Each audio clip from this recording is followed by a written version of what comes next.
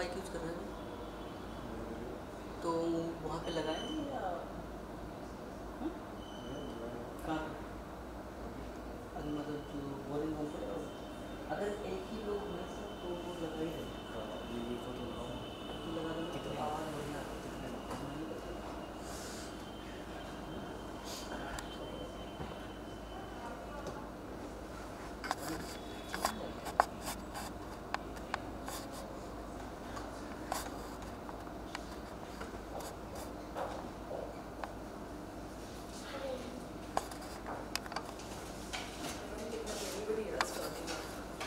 Clear कम आ रहा है नाम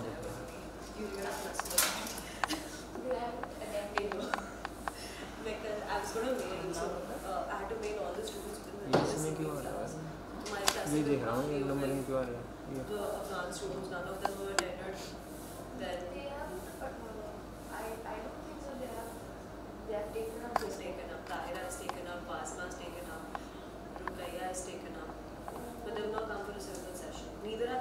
जैसे इसमें क्या होता है आप में दिखता है लेकिन इसमें नहीं दिखना चाहिए ना। कल सृष्टि राणा का आया कि मुझे फिर से मुझे हटना मैं क्या करूँ तुम्हें हटना मैं तो किसी को कन्विंस नहीं कर सकती। अच्छा फ्री के 3 तो क्रेडिट इसमें क्या आप एक्चुअली एलसीडी पे कर दोगे तो आपकी एलसीडी सिटी में दिखेगा। अभी जूमिंग कम है क्या? मतलब जूम नहीं मतलब फोकस उसमें तुम्हारा ऐड ही नहीं होगा जो लोग नहीं आएंगे जो लोग बस नहीं जूम नहीं कह रहा मैं ऐड ही फोकस फोकस फोकस की चीज़ का उसकी जो क्लियर है But you get free का you know you उससे can get अगर easy लिखे O हुए in this. चलो आप देख Very easy O. And that O, so हमारा क्या होता है? Tell you the credits when you get your बस CGPA. They don't see your और मुझे फील लाइक percentage. तो They see कि तुम्हें O मिला है. लाइक So हाउ O ये का चीज़ है अलग से होता है. They just see grade के हिसाब से देख- हमारा जो देख- end का credit होता है. तुम्हें free fund के तुम कुछ भी electives ले लो तुम top कर सकते हो. So it depends entirely on mike what on कर रखे credits अपना ना भी नहीं कर में रखा। तुम्हें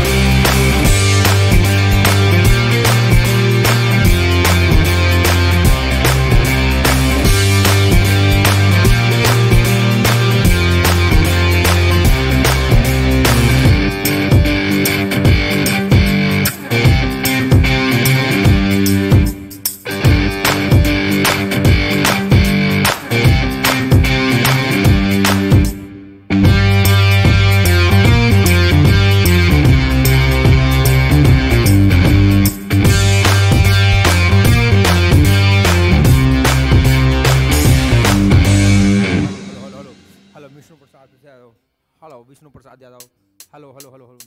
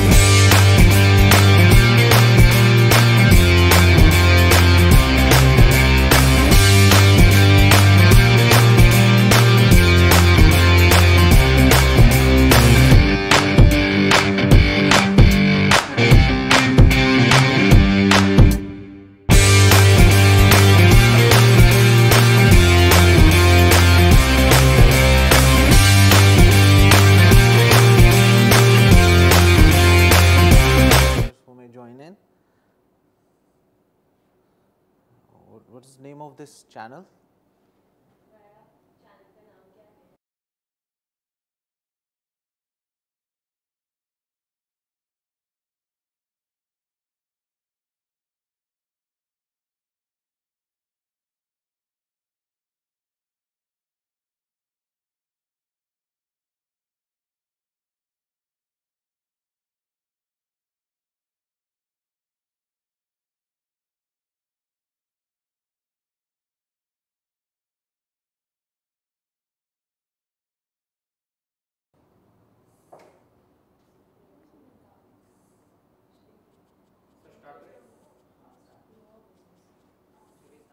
Yeah, sure.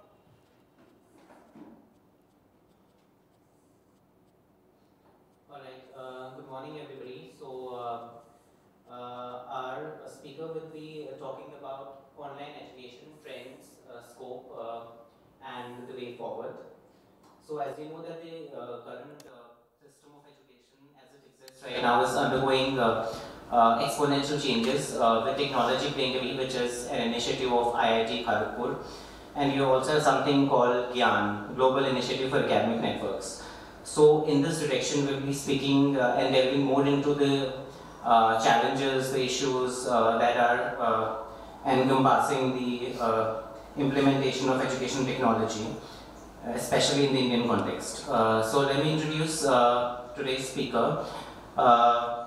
Dr. Farhat Umar is co-founder and director at Alexandrian Hall. He is a molecular geneticist, public speaker, life coach, social activist, and he has been conducting soft skills workshops and trainings for the past 8 years.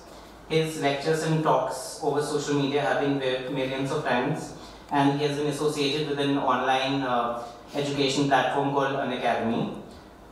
Some notable wins are in the areas of debates and awards are his debate on science and spirituality organized by Bhakti Vedanta Institute, Kolkata, and a debate on the demographic dividend of India organized by the Indian Council of Agricultural Research. So I won't be taking much of your time, so let me hand it over to Farhat. So thank you so much.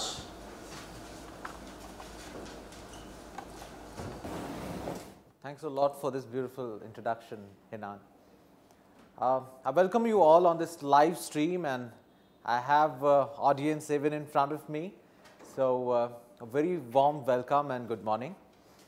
Online education, it is selling like hotcakes.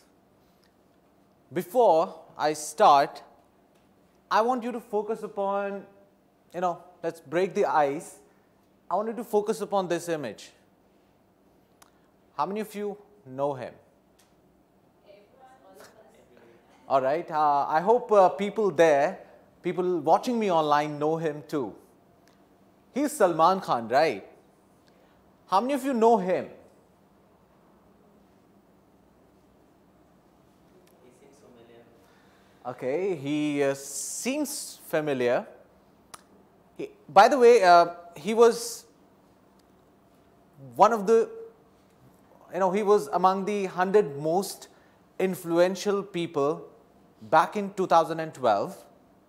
His name is Salman Khan. And we know him from a revolutionary edtech, revolutionary e-learning platform called Khan Academy.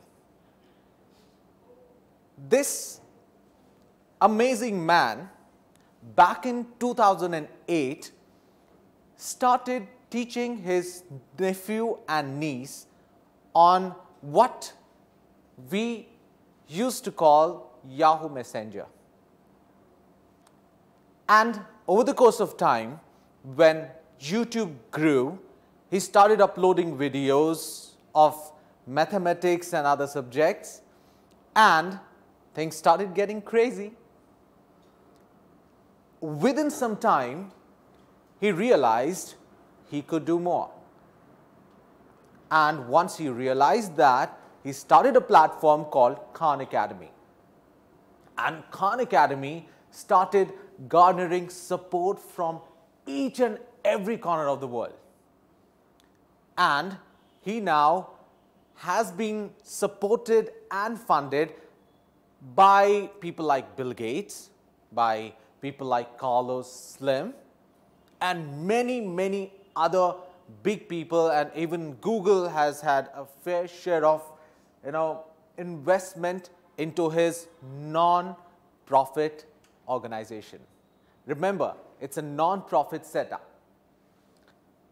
This takes me to some questions. I want to ask you, how many of you here, a show of hands, how many of you have actually had a first-hand experience with some edtech platform? When I say edtech, I mean educational technology platform.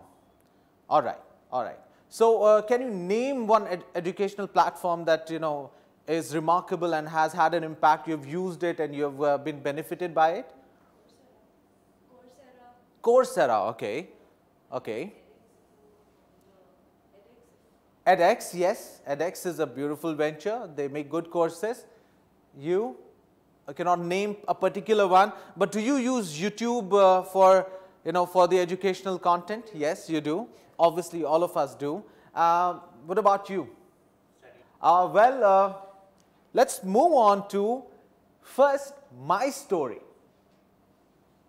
It is not the story of a heartbreak. No, my heart did not break.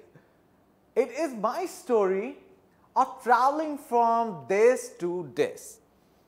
If you have heard my introduction correctly, I am a molecular geneticist and an animal doctor. How did I end up being here teaching about online education?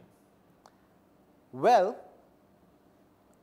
I always wanted to be a teacher. I always loved teaching. That took me from being a student and a researcher of one of India's, in fact, India's #1 animal research institute, National Dairy Research Institute that is. After finishing my research there, I wanted to go to people and teach whatever I could. I happened to go to a coaching institute and offer them my services. That started a small app, I won't name it, and they would take some of their best teachers to teach on it. I felt I could do better, but what happened? They rejected me. Like every big story, we faced rejections in the beginning.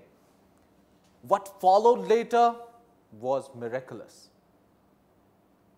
Sometime later, I saw an ad on Facebook.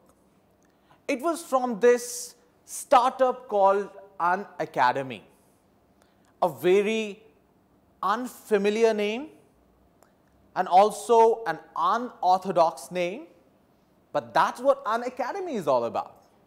The CEO and the co-founder, Gaurav Munjal and Roman Saini, what they did was they started this competition called Teachathon.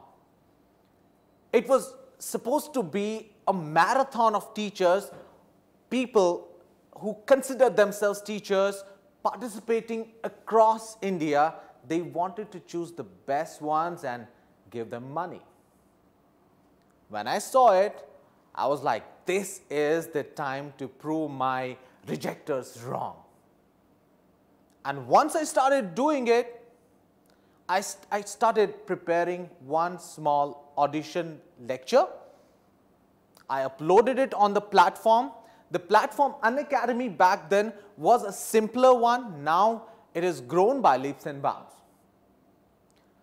I recorded my 3-minute introductory lecture and I get a call from the CEO.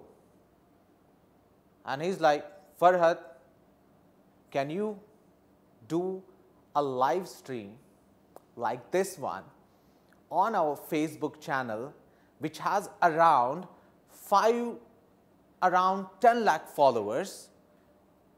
Can you do that? And I was nervous now. It was going to be the first time ever that I would be doing a live on Facebook. what followed was a really beautiful, small talk on public speaking that I did around 16 to 17 minutes. And once I was doing it, I started seeing messages flowing from every corner of India.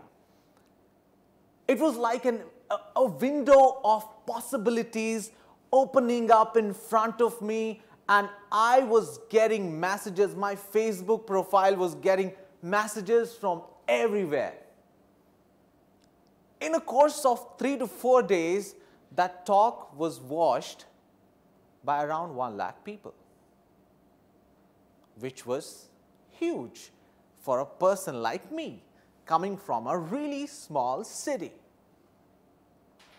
What followed after that was, I'll call it crazy, in a way that a lot of people from different parts of India and the world, they started approaching me with problems, and because I always wanted to be a teacher and teachers are problem solvers, I started solving the problems. I started coming more on the YouTube and Facebook platforms. Then I even got an opportunity to shoot a full-fledged series with them in their Bangalore office. And what followed next was that Gaurav Munjal, the CEO of an academy, got married. And he invited me to his marriage, which happened in the beautiful city of Rajasthan. There I met the CEO of MySurgery.com. MySurgery.com, it was a smaller platform. The CEO, Saurabh Shukla, we happened to share some vibe with each other. And this Saurabh Shukla is actually a computer languages teacher. He started very slowly on YouTube, created some videos. The videos were of utility to people. They reached a lot of people. His initial videos have millions of views, and he right now has around 3 lakh views, 3 lakh subscribers on his YouTube channel. What he did was, he later on created a platform where he would make more specialized courses and then put a price tag on it. He arranged a payment gateway and got rich. Once I saw all this, I thought of doing something similar. I came up with something called Alexander and Paul, call them life consultants, it's more of an LLP. And here we are now working on creating courses that we love, looking at the immense possibilities. So it started with a rejection and it ended up here, and picture abhi baki hai mere dost. Moving ahead to what we are going to do today. I hope the story was interesting. If you have people watching us, do comment, do let me know if you are connecting to the whole thing. I won't call it a lecture, it's more of me interacting with you, so let it be that interaction.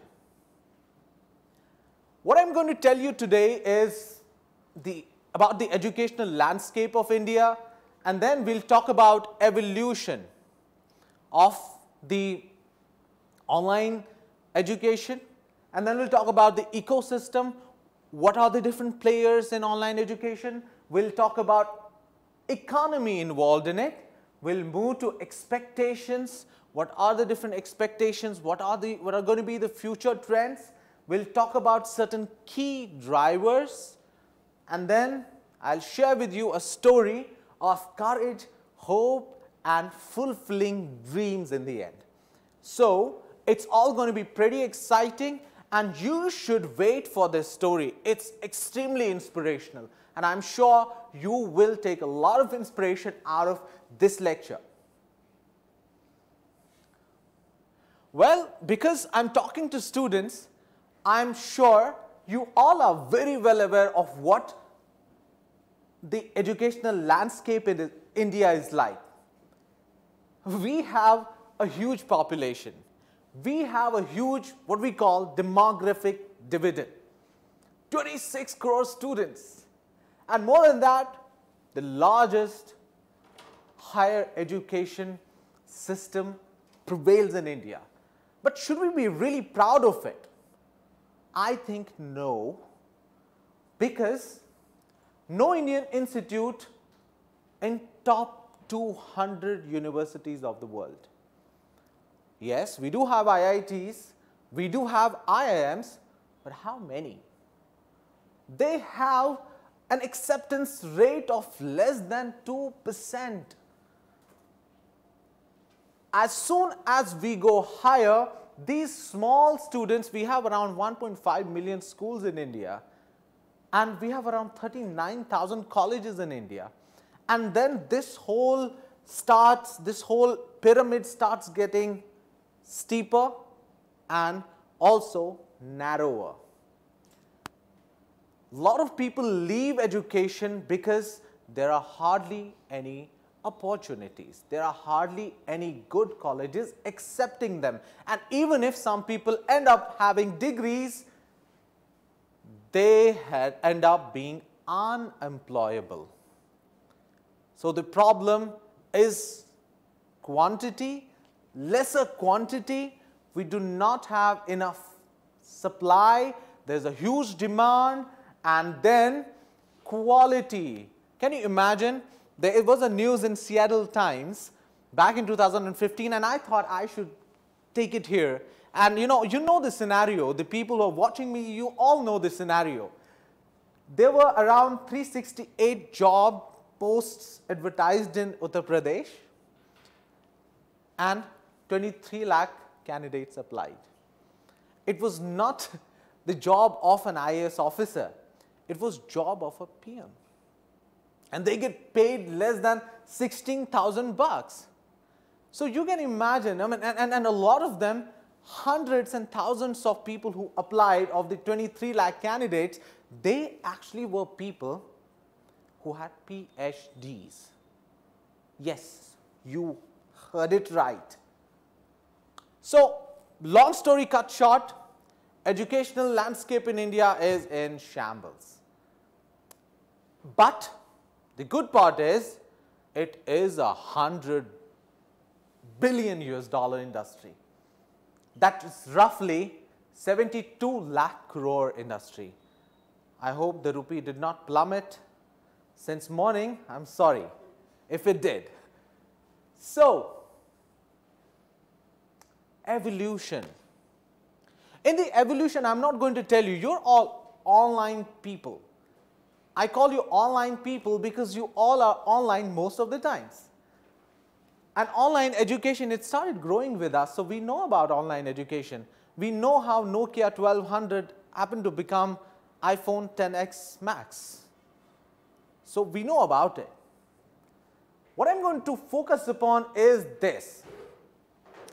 We have higher education, which is in incubation phase right now.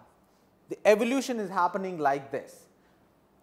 Higher education is an incubation phase. Not much is being done in online education, taking online education to higher education, like awarding bigger degrees in India. That's because UGC, University Grants Commission, it has set a certain barrier. I mean, it's not a very flexible organization. And then, what is growing and is in early growth is language and casual learning. Language and casual learning is like, learning guitar online, or learning public speaking online, or taking it to learning dance moves online. So though we have Jio and internet is like the big thing in India, and perhaps we have the cheapest internet in the world, we still have language and casual learning. It is still growing and it has a lot of scope. And that's why I started a company that will focus upon the casual learning, that will focus upon inspiring people. And then we have the primary and supplemental education. How many of you here have heard about Byju's? Yeah, because Shah Rukh Khan advertises for it. So the thing is, I'm so sorry. The thing is, Byju's is that big right now that it can afford Shah Rukh Khan to advertise for it. So it is primarily focusing upon primary and secondary supplemental education, and then also on test preparation. So the test preparation is on what I call the early growth phase. And it's not me just calling it that. This is research from KPMG and Google, and you can find the other beautiful information that they have compiled. Then we move to the test preparation. This is an area that's growing by leaps and bounds in India. And even an academy, we are focusing more upon test preparation, and it's giving an academy a good deal of money now. So what is being done is, the people in 2-tier and 3-tier cities, they have an easier access to quality education, and that is the group that is yielding a lot of money in this very particular area. Then test preparations, as Hinan rightly said, study IQ, they focus a lot upon test preparations, and they are growing like, should I use the word crazy? We have reskilling and certification market. This has the most rapid growth, the test preparation phase. In fact, according to a recent study by KPMG and Google, it is going to grow at an annual rate of 64%. The compound annual growth rate of 64%. This is going to be an area that a lot of people will invest their money and their efforts in the coming times, and that you can see it. If you go online and if you look for some courses, you will find these people teaching IAS and people teaching SSC, CGL and bank PO, and for any other jobs more, and then for PMT and IITs. Then we have the reskilling and online certification courses. For example, a lot of people who are doing these IT courses, they know we have online certification courses. A lot of people subscribe for it. So this is an area that has reached what we call maturity. The other areas, there is a huge scope. Right now, in fact, in 2017, it was around, the industry was around $247 million US, to give you an idea. And it's going to be around $2 billion US by 2021. So $2 billion US, if the rupee doesn't plummet, it's around 14,400 crore rupees. That's huge, right? Moving on to the ecosystem. Let me take you back to the science class that you all did not like. Ecosystem used to be about sun and people and biodiversity and animals and plants all living in close loop with each other.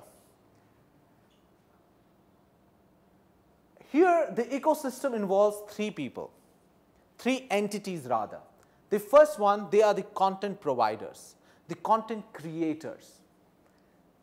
Then we have the business platforms, the online platforms. For example, an academy is an online platform. As you said, Coursera is an online platform. Another, Coursera is an online platform. Udemy is an online platform. So they provide platforms to these people,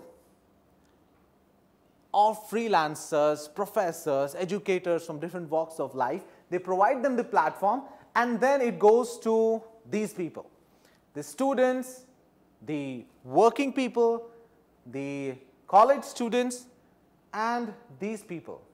He is on the horse looking for a job. the job seekers. Now, see, the story that I told you, that has a significance here. My story has a significance here. I first started with Unacademy. Unacademy was a platform. So it's business to consumer, B2C.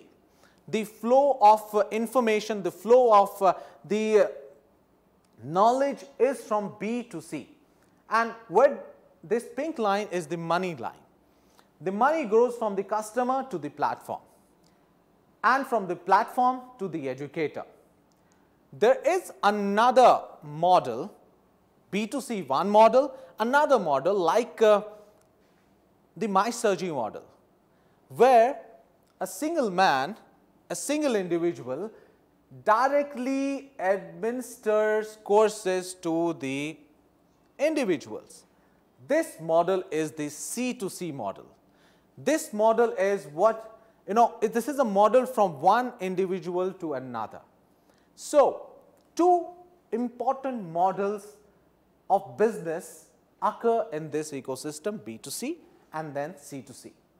Then we have certain enablers.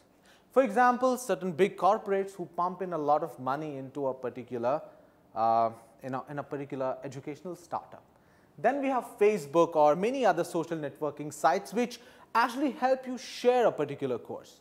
Then you have internet, which is the infrastructure, and the payment gateway banks, or you may include a lot of other people, the people who are making these laptops or people who are making mobile phones.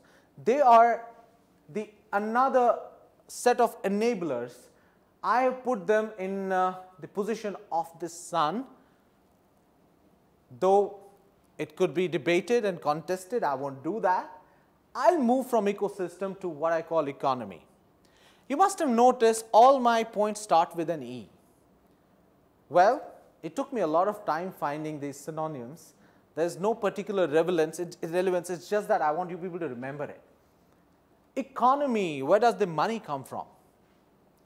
Money usually comes from, if you have a particular course, you go to a particular platform, you buy the course from there and you pay for it.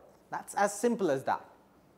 Or you can pay for session, or you can, what happens on certain platforms is you go there as an educator, you give them some money, they will put the course on their platform and then disseminate into the audience or the consumer. Then we have the freemium,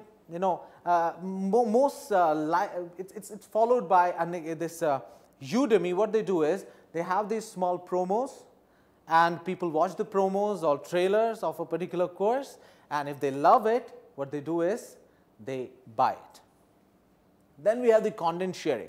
I think we are well versed with this. We know now, if you have had an experience, the first hand experience of learning something online, you must have realized you're actually taking money, or you're paying money for the course you want to be part of.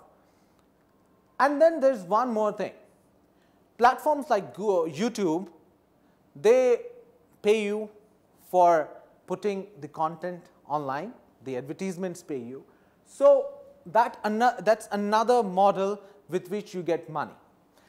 I'll tell you about a hybrid model in future, after this, where what happens, you take an online course, you become popular, then you conduct a session like this, and you teach a part of what you do online, and then you go conduct a course and then charge people a lot of money. So that's another model. So that's what we call the hybrid model of online education, and it is actually going to be the future of online education in a lot of ways. What should we expect in the coming times? Sorry to interrupt you. We have a question from Raj Shah. He's asking, can the platforms such as edX, Unacademy and so on be in a way path-leading avenues for education to have to reach remote areas? He's talking about, can these offer mediums for increased accessibility of education? Well, I was going to come to that, but since he has asked, Mr. Raj, thank you so much for asking this question first. The thing is, the internet penetration is increasing a lot. You've seen from around 41 crore internet subscribers, 41 crore people who used internet in India in around 2016, it's expected to grow to 73 crore people by 2021. So with so many people using internet, many of people using it just to buy grocery and other things, some of them are absolutely going to use it for education. And then not just Unacademy or edX, we have government which has started projects like Swayam, projects like eBasta, projects like Ramsa, Digital India, Skill India, all these schemes which revolve around online education and taking it to the remotest areas. One of the most important drivers for online education, my dear friend Raj, is that it goes to places where you cannot imagine. You just need to have an internet connection, and your professor, who is teaching in some of the best universities in the world, he is accessible to you. So Unacademy is working on it, and they have a lot of reach. You know, if you see Unacademy and who is following Unacademy, a lot of people who are following this are from places like Kerala, places like Jammu and Kashmir, where we are usually, you know, bound by a lot of circumstances. People are using online education, and it is going to grow by leaps and bounds. As I told you, the compound annual growth rate for test preparations is going to be around 64%. That's huge. For the compound annual growth rate for say supplemental education in primary and secondary sector, that's again around 60%. So it's growing, and it will keep growing. It will keep reaching remote areas. And you know, one of my dreams personally is to go to the remotest possible areas with a projector and a laptop, and you know, engage a teacher there who will act as a facilitator, and then spread the beautiful light of education everywhere. You see what happens from the remote areas. We have a teacher, he feels like he should be paid more. He comes into a city, starts teaching there with better avenues, but the need is for that teacher, for that quality teacher, to go back to the remote areas, and online education does exactly that for him. All right, what should we expect in near future? And this future is already happening. I mean, KPMG and Google, they prepared a report, and it was based around 2021, which is just 2 years from now. So the gamification actually means involving features that are actually included in games. Why is it that certain games are really very addictive? Because they work on this psychological principle of positive reinforcement. For example, if you win a game, you will probably get access to a higher level. So if you win a game, you'll probably get some brownie points. So what gamification is, it is a model that will include, and that has already, you know, Unacademy has been very proficient. They have already applied it in their app. What they do is, for example, if a student studies well, if a student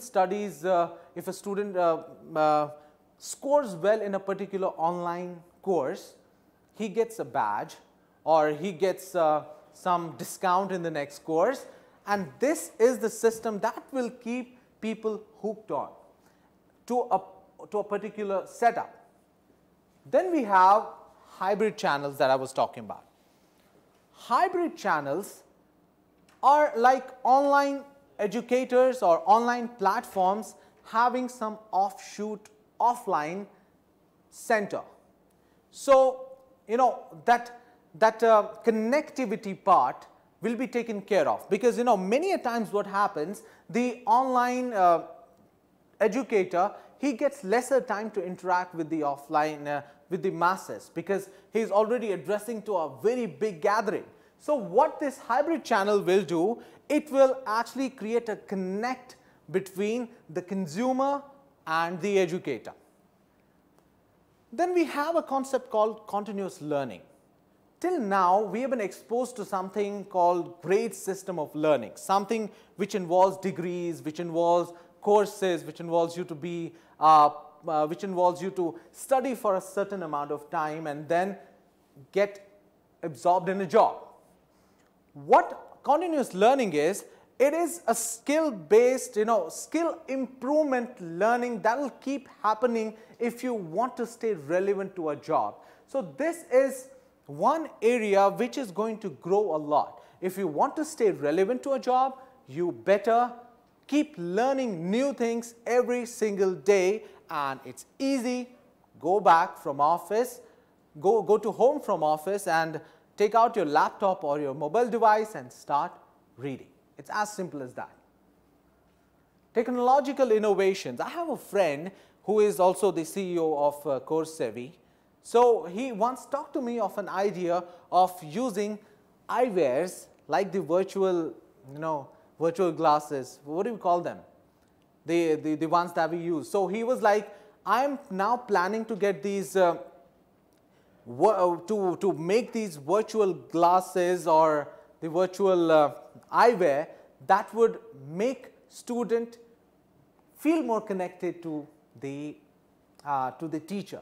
So this is something that could be huge. Then AI, big data, a lot of these things coming into online education can make it exceptionally interesting.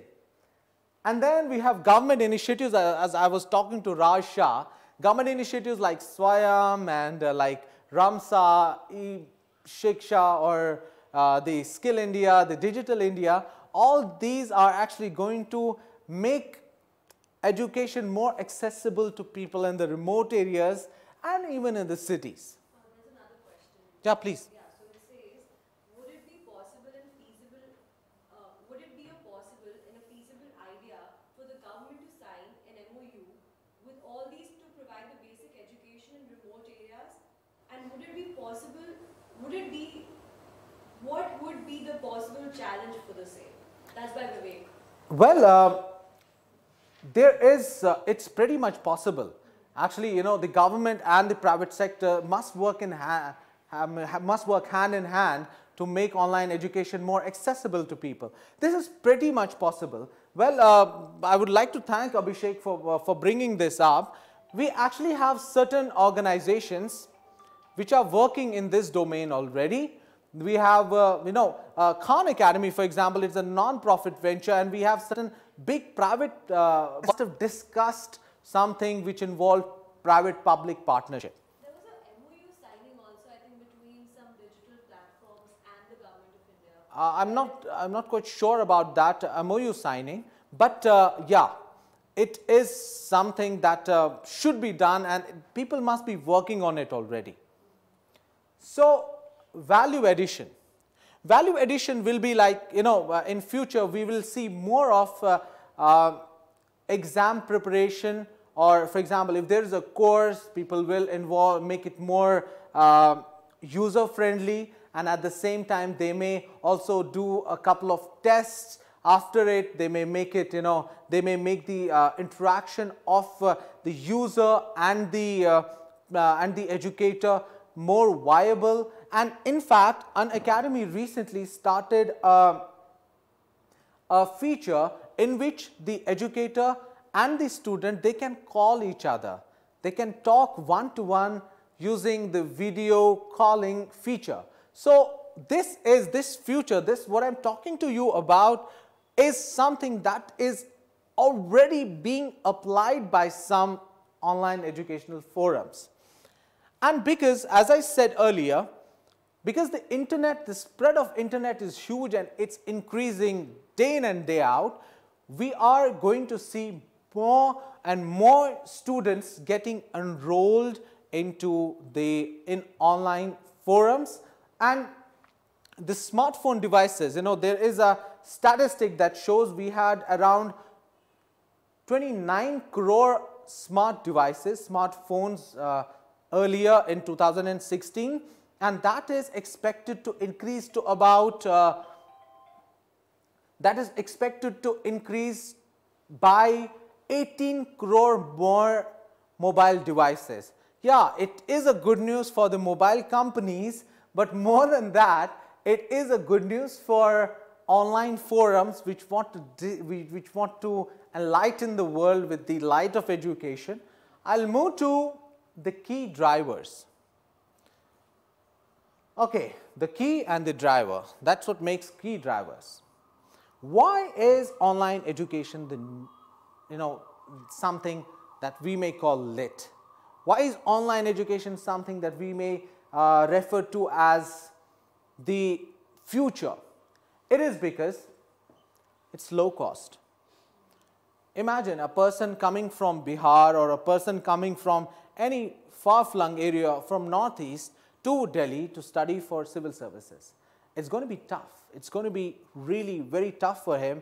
The cost of travel and then living here and then the stress of being away from the family. So online education is definitely going to reduce that. And I strongly support the idea that online education will bring in more quality. It will help disseminate more quality. But here, the online forums, they have to be really very strict about what goes onto their platforms. Because we have seen in the recent past that a lot of not so good courses are also coming online. Though we should be accommodative, we should accommodate all kinds of courses. The courses by some really good teachers, they should be given more preference and they should be put on platforms more. Online educators and these platforms should spend a lot of time in accumulating or in getting together some of the best faculties, not just in India, but from outside. Then the government initiatives, see, government has actually realized the importance of online education. So this government, understanding it, and then the Digital India and a lot of such campaigns, they are actually drivers. They will make online education more popular. And then, as I told you, as I've been repeatedly saying, exponential internet penetration is something that again is one of the key drivers of online education. It's going to obviously make online education more popular. Growing number of smartphones, as I said, an addition of 18 crore smartphones by 2021, that is something which will make teachers more accessible to students. And by the way, people prefer using, this is what the study says, people prefer using laptops over mobile phones, but still, we are on mobile phones usually. There was a study conducted in 2017 which said we spend around 2 hours, average 2 hours daily using Facebook. So because we spend 2 hours using Facebook, we can spend another hour studying something very useful. And then India is young. And because we are young, this could actually act both ways. We are young, but that means more unemployment and other things. But because we are young, so there is more unemployment, there is more need of quality and courses which generate employment. So let's see the glass full scenario. So all these are our key drivers, and if there are more, you may please write them down on the comment section. This is fairly to give you an idea of what online education is. Now I'm going to share with you a beautiful story, and that will conclude my talk. It is a story of courage, hope, and fulfilling dreams. This is a story of this guy called Roman Saini. I know him from an academy. He is the co-founder of an academy. But more than that, he qualified one of India's toughest exams called All India Institute of Medical Sciences, PMT. He qualified it when he was hardly 17. By the age of 22, he was a doctor from a renowned medical college in India. But did it stop him from achieving more? No. He went on to qualify in administrative services and was one of the youngest IAS officers India could ever produce. But did it stop him from doing what he wanted to do? No. Back in 2014, his friend Gaurav Munjal shared with him an idea to educate people, an idea to take education to places where it was not before. and they set on to the journey of creating something called an academy. And Roman Saini left an illustrious career of an IAS officer. And what followed next is magical. In the last 4 years, they have not only onboarded some of the thousands of educators from across different parts of India, they've also been very successful in making online education quite popular among masses. They now, it started with a few thousand views daily, but they now have millions of views on their courses every single day. And you can see Roman Saini, Gaurav Munjal and Himesh being in the Forbes 30 under 30 list in 2018. So this is what courage, this is what knowing and believing in your dreams, this is where it can get you. And then there are lots of people who are investing in an academy now. So you can see they raised around 21 million in Series C funding, which is quite huge. So with this positive story, I would like to rest my case, but if you have any questions, I'd be more than happy to answer them.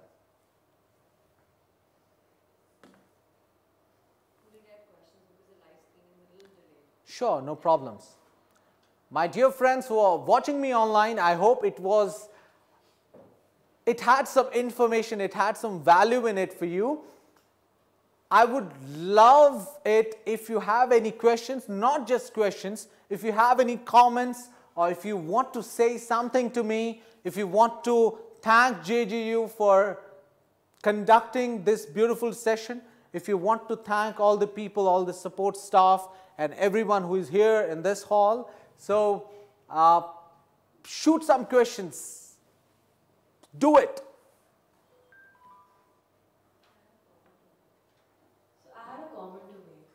All these educational platforms which are online, like Coursera, I don't know why I feel it's sort of like a business. How do we understand which course is actually going to be valuable to us? Given, you know, in Coursera itself, I mean, I'll take that example only. We have to, if we want to get a certificate, we have to pay. If we don't want a certificate, we can, you know, access the course free of cost. But how, like, you know, if I'm spending, say, some 4 or 5 weeks on a particular course, I would want to, you know, if I'm spending time, why not pay some little money and get a certificate for my hard work? So how do I, all of us, how do we come to know if before we don't want to pay for a course which might later on not be valuable? So how do we figure out which platform or which particular course is beneficial?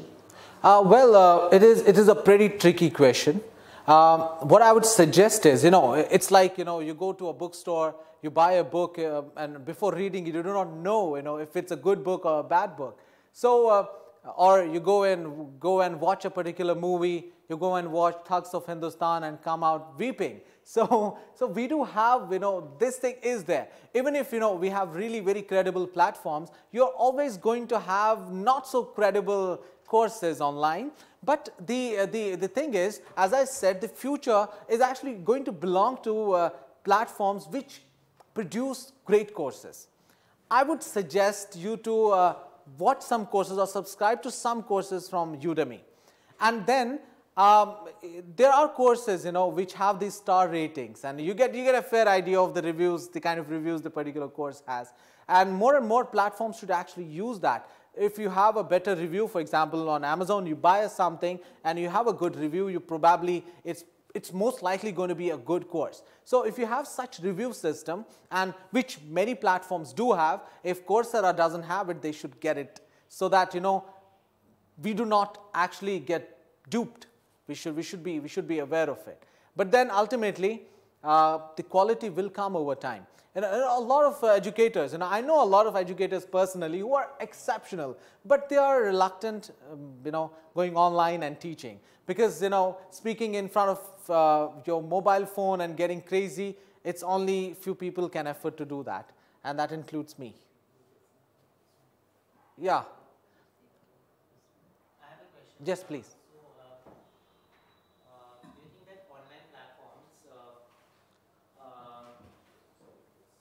Do you think that online platforms, the upcoming startups in the education technologies as well, such as Unacademy,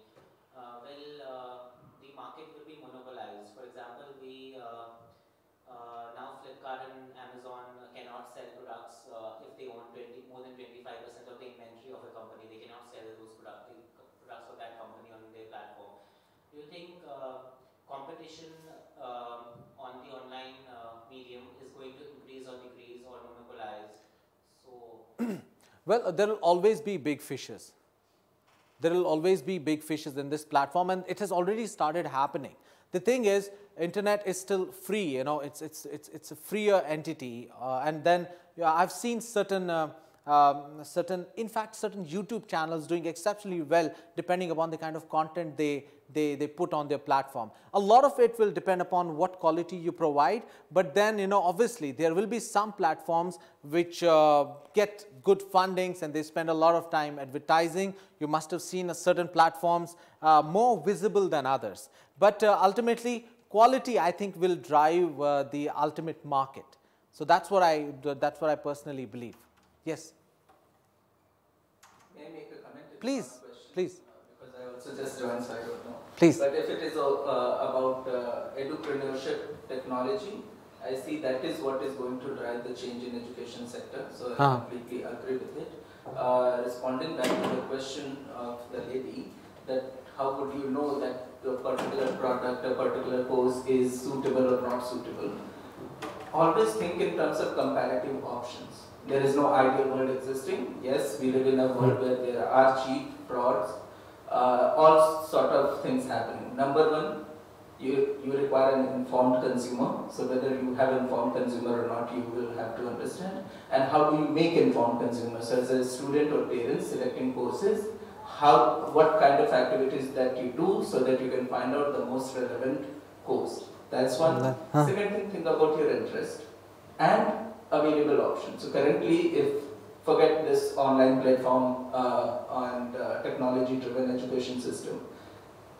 Then in my kind of generation, when we went to universities, we actually didn't know what we are signing up for. And then also once you have signed up, here you have option to quit in between. Or as you said, don't pay if you don't want certificate.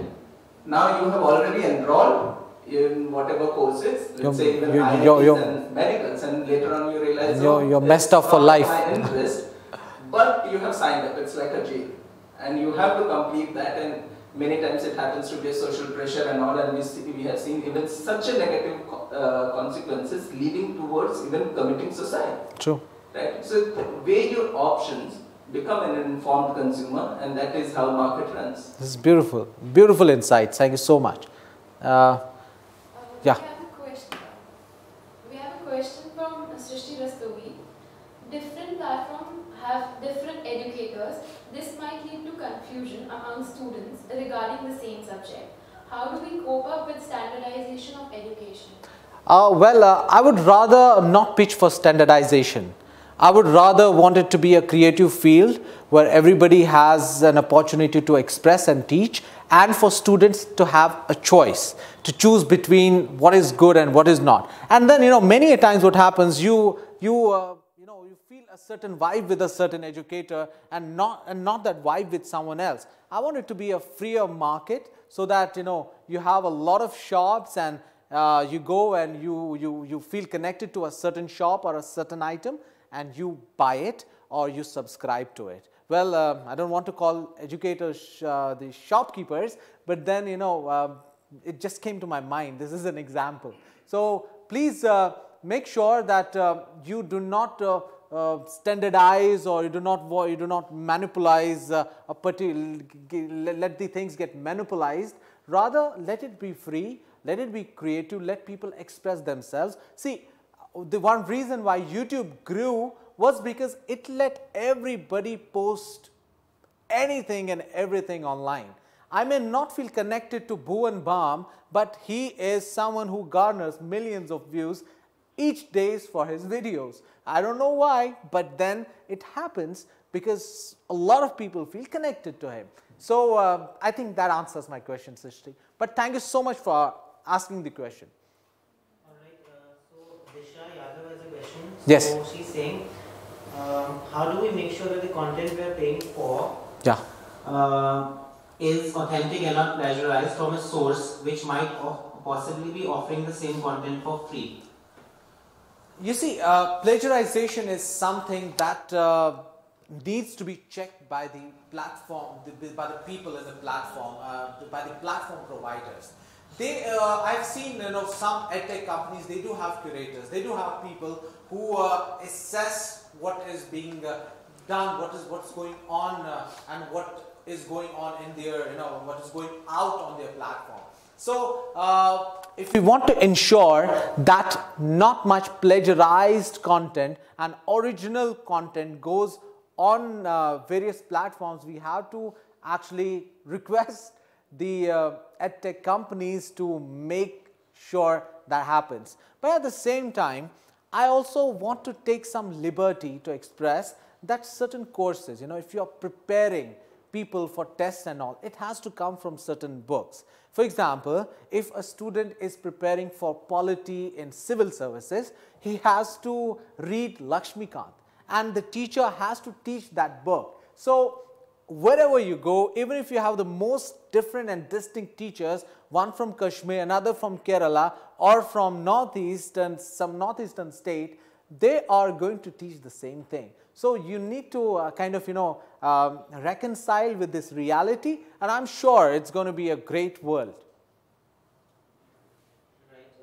So Spanda Patnaik has a question. Yes. In your opinion, what's the future of? She actually has two questions. So yeah. Okay, it's a he. So Spandan. Okay, Spandan. Okay. In your opinion, what's the future of platform providers like TCS Iron?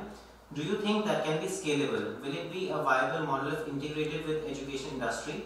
Any such platforms? And the other question is, any such platforms in your knowledge that work on apprenticeship, training and skill development? Okay. So when it comes to integration of the current educational system and the online version of it, we do have eBasta or the government initiated schemes which are working, because you need to understand most of the education system in India is regularized. It's kind of it's being taken care of. It is being controlled by certain centers, certain organizations. For example, higher education is being controlled by UGC. It controls whatever happens in various colleges and universities. Universities do not get their recognition without it. So we'll need to make sure the government has to play a huge part in imparting correct and in integrating whatever positive is happening in the society. I'll give you one example. Technical Evaluation Quality Improvement Program is a program run by Ministry of HRD. So under this program, they sent different teachers. They send the best possible teachers, people who have GATE and who are from IITs and other places. They send, they select them, send them to different far-flung areas where they teach, where they improve the quality of education in different engineering and other colleges. The idea is, and then they've already TechUp 3, the third version, the third part of TechUp has actually started working on online courses. They hire people and they record good courses, and then they do it to improve the quality of technical education in India. So it's already happening, but it will take some time for things to show up, because this is what I'm telling you right now is something that's happening in 2018, and for it to come in news, it will take maybe another 2 to 3 years.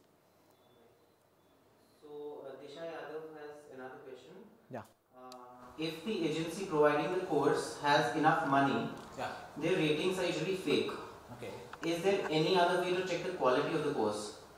Well, the best way to check the quality of the course is go and take it and see it for yourself, to be very honest and frank, because ultimately you can fake anything in the world, and you can, if you have money, you can buy fake reviewers and whatever, but ultimately, you should go if you want to take up a particular course and it looks interesting. What I would suggest for the edtech companies is to go for a model that we call freemium model. In freemium model, what happens, this is what Udemy does.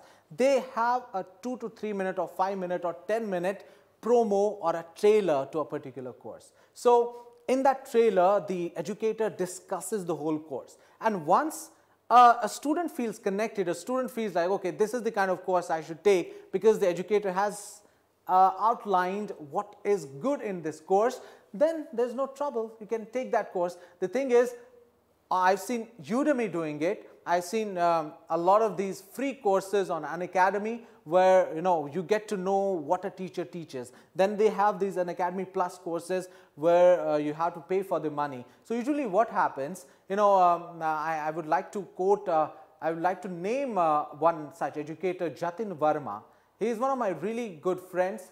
He has around 3 lakh followers on the platform, on the Unacademy platform. A lot of people follow him. We have Dipanshu, 2.5 lakh followers on Unacademy. A lot of people follow him, and then they know exactly what he teaches. And it's among these 2.5 lakh or 3 lakh followers that there are some who would want to take his paid courses. So this is how it should be. It should be a model based either upon the freemium one, or the platforms should actually put some free courses of the educators online, so that the students have they have the opportunity to judge and choose what's best.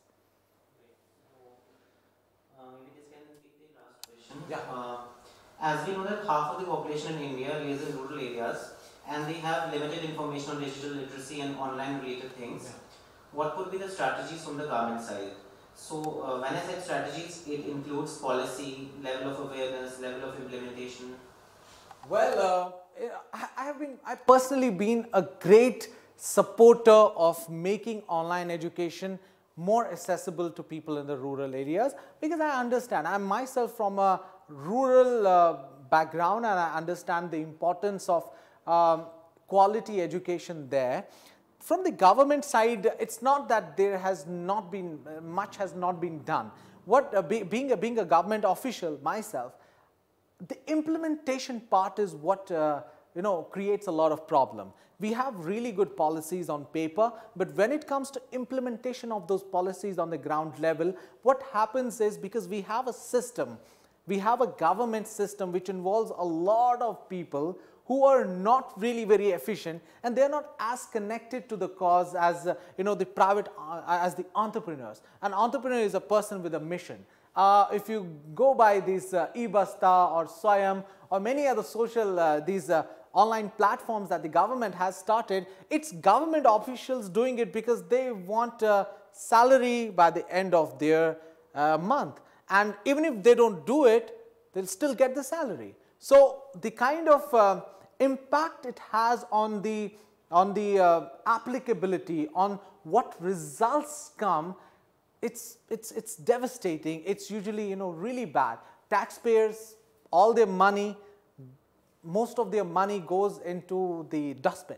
So we have to make sure that the government creates a system where the implementation, and then you have a proper monitoring and revision of whatever is happening, so that it can be made more accessible. And then we can use a lot of these extension services. These days we have mobile phones, we have a lot of these apps. We have Umang app that has integrated a lot of platforms, be it from agriculture, be it from banking. It has actually, Umang is a platform that actually integrates many other platforms into a single app, and then you can choose what you want to do. I think the apps or the platforms that the government creates, they should put it on Umang and then let everybody access it, and at the same time create more digital literacy by, by going into schools and colleges and, going to the panchayat level, organizing melas or organizing awareness programs. That's another way they can help, disseminate the information about the digital revolution, the education revolution that we have, that we are in, the process of right now. Thank you so much, Bharat. Thanks a lot. For tea for 10 minutes, and then we'll continue with the next session. Thanks so much.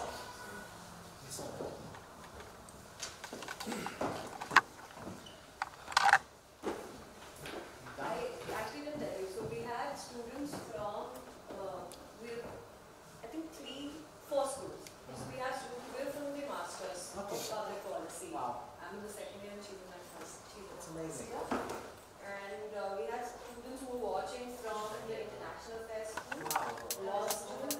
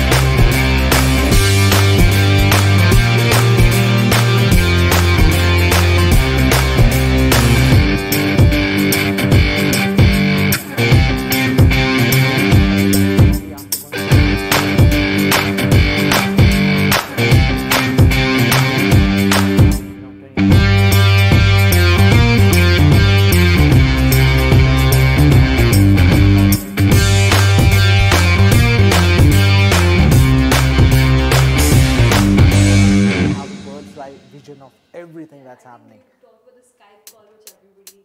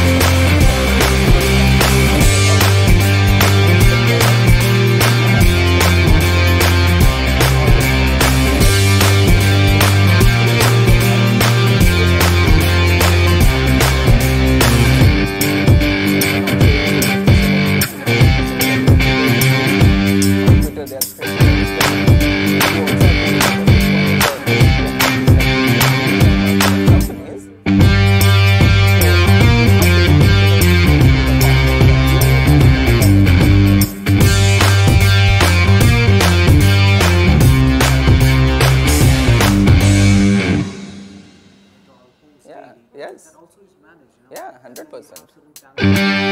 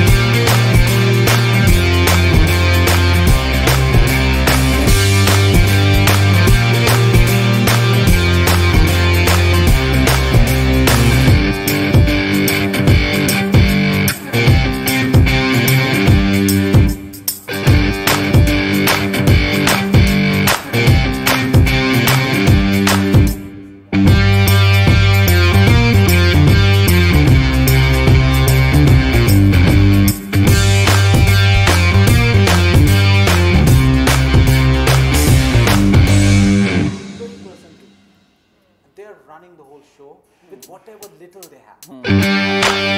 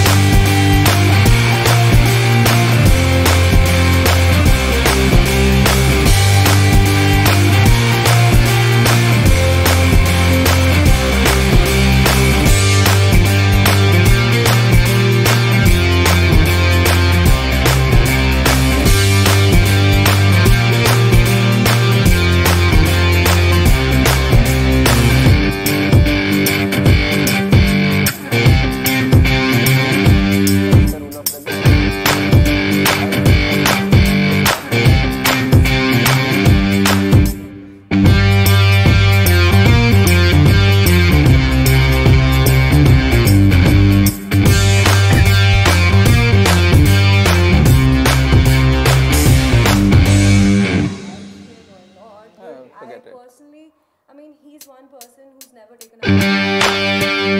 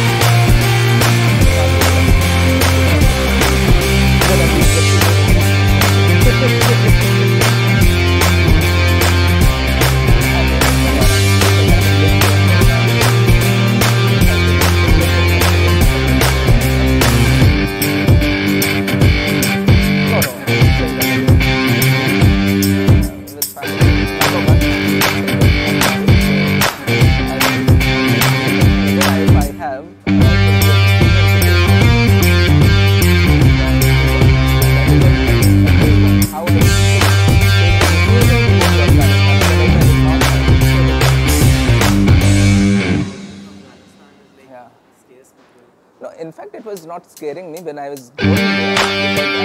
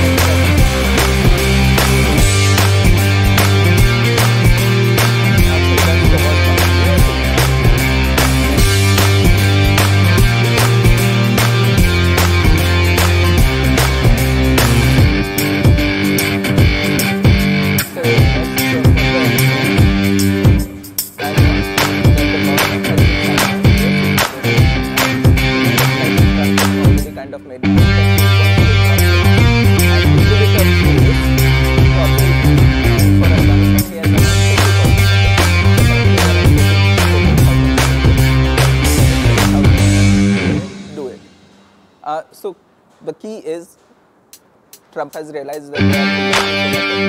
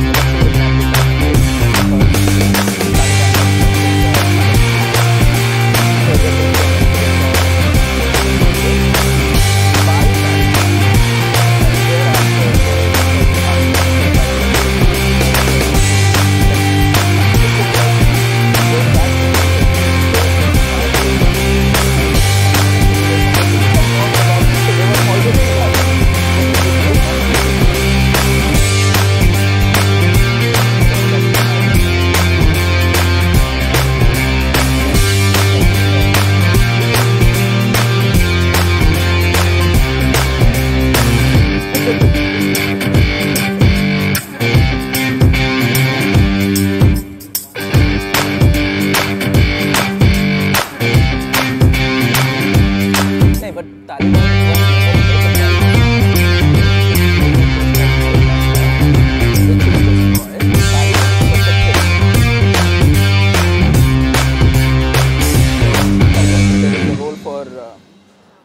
sons of Osama bin Laden, but there is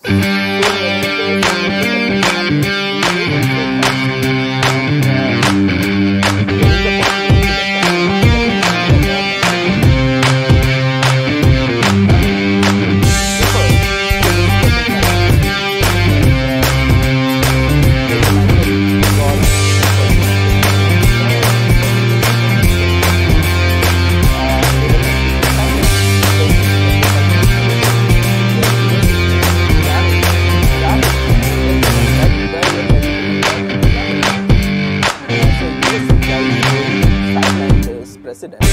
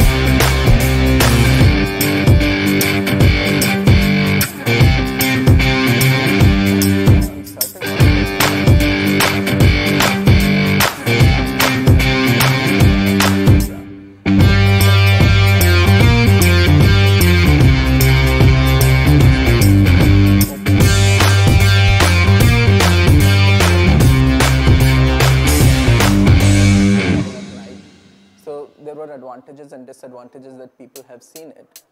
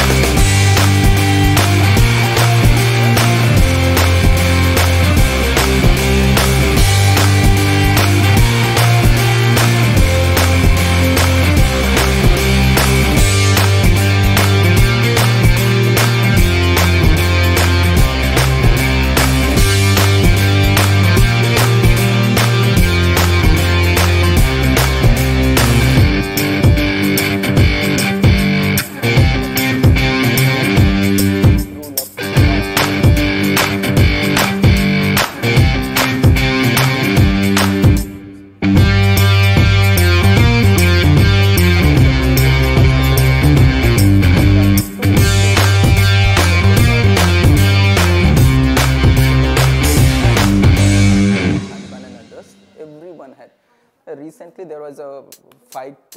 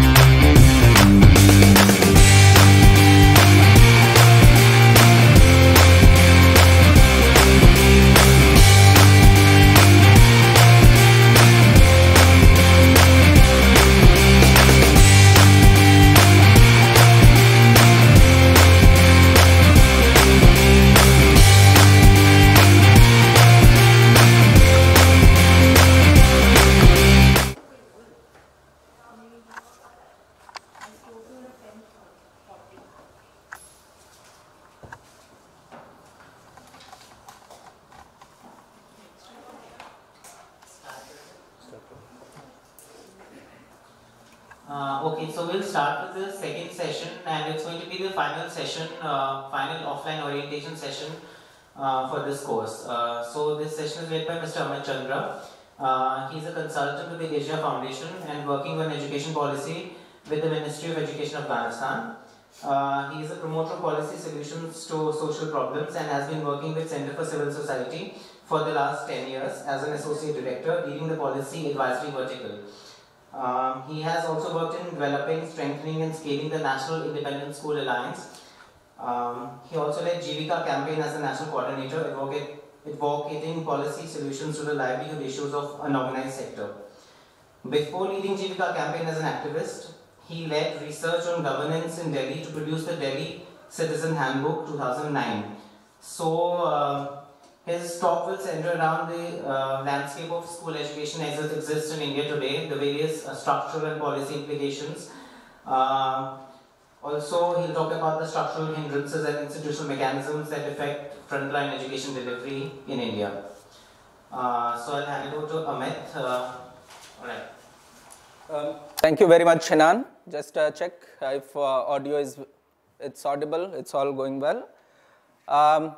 Thank you, and this is a presentation I have put with minimum information and just a brief background. What I would ideally like to do is just an open interaction so that I make sure that what participants want to understand, they get to understand rather than what I want to tell them. So that's my first point. So ideally what I have loved it, just put up your top 10 questions that you would like to know from me. And I can see which one I can answer, which I can partially answer, or which I cannot. But just to give a context, I have put up this presentation, so which I would run only for 15, 20, 30 minutes and have more of a question. But my major experience is on school education, so I would not be the right person to talk about higher education as much, and therefore I would limit my entire discussion on school education stuff only. And I also get to know from Hinan that most of the participants are already like master's students or law students or public policy students. So I guess they would also have an understanding of the framework that we are going to use. So the first thing I would talk about is the school education system itself in India. How is the policy made and the financing part of it. And thereafter, I'll come to implementation and monitoring because it's a very diverse system also. So when people ask me about school education model in India, I said there is no one model existing because this education fundamentally is a state subject. And therefore, as many number of states you have, that is the number of education model you have. So you don't actually have one. You have actually around 30 models of school education within a country, right? So the first and most important part to understand is that education has been a state subject, and therefore everything that we talk will differ from state to state. And also it becomes like within a country also you can have varieties of model and varieties of experiments being happening. So you need to keep that in mind. So the moment we start talking about standardization, yes, we do have a certain standard of education, but at the same time, once again, you'll find that there is diversity within the board because each state has got its own education board, its academic board, and therefore what they are teaching, how they are teaching, what kind of monitoring mechanism they have, all of that would also differ. And therefore, this is important part to understand that, for an example, UP has its own UP academic board, Rajasthan has its own board, and therefore the functions and the mechanism would differ. And when I come to board, I'll talk in detail about it. The third point is about the financing. So if you understand the school education system, largely it is financed by the state because it's a fundamental right of children, it's government legitimate responsibility, and therefore government is financing it.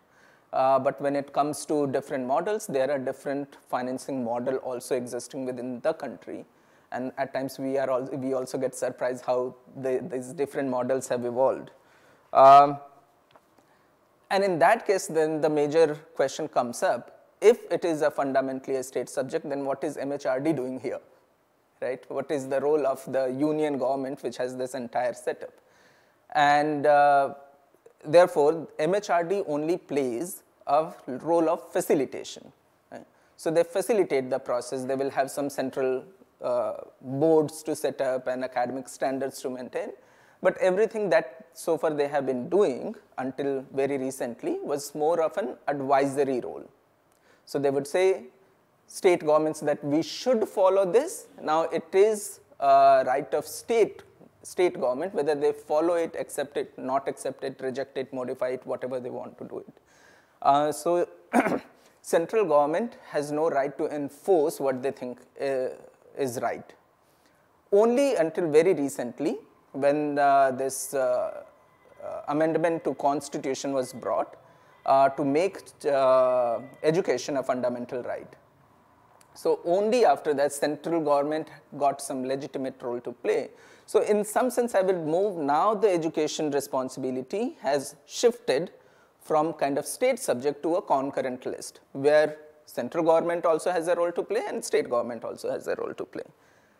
And this is how emerged the Right to Education Act of 2009. So this was the first act that was brought by Union Government of India on school education subject. Otherwise, it was largely a state subject, right? And thereafter, then you'll find some confusion, some conflict, some contradiction. So state wants to do things in certain manners, central government guidelines is in different manner, and therefore all of this confusion, conflict, contradiction has started coming within the education system itself. Then the next question comes up. Once again, I'm talking about very generic, very basics, is how is the monitoring and research and planning happens on education system. Following the same background, it's largely by state, because when state owns it and state is financing it. And therefore, let's say I talk about Uttar Pradesh, where I actually come from. So UP has its own state education department, ministry, which is doing the planning. That is what it finance, and whomsoever is financing by default in Indian context get the legitimate right to monitor. Because if I'm funding, I would certainly monitor what is happening, and therefore it happens with the state government. So usually what then school has to follow is interact with different bodies in case of monitoring and financing. So the first body will come is a Directorate of Education, which you'll find in almost all state. They kind of set the guidelines for the rules and law to comply with in terms of school. And certainly when a school is being started, set up by the government itself, it's considered by default recognized, because I'm the legitimate body who is starting. I'll possibly follow my mechanism that we have set in. However, I may not be able to comply with it today, but I have long-term intention, and we are the legitimate body, and therefore you don't really question much there. But when it is a private school, then private schools have to comply with the rules set up by the Directorate of Education, Ministry of the Education, which will be largely about infrastructure in terms of the distance from residential places or commercial places, in terms of size of the building, in terms of number of the classroom, in terms of qualification of the teachers or pay scale. But this will involve largely administrative stuff, right? How do you maintain the data? What will be your student transfer process? What will be your recruitment process, etc. So this law, for an example, Delhi also have Delhi State Education Act of 1973. Okay? So you comply with that law. But that is not much on the academic side of it in terms of learning, quality, training. All of that is done by boards. So a school which is taking affiliation from whichever board, now they comply with the academic standard of a particular board then. And now I'll come specifically for the board also. but what I am giving a sense that you have to comply with a set of law, which is by the act, and then the board that you affiliate with.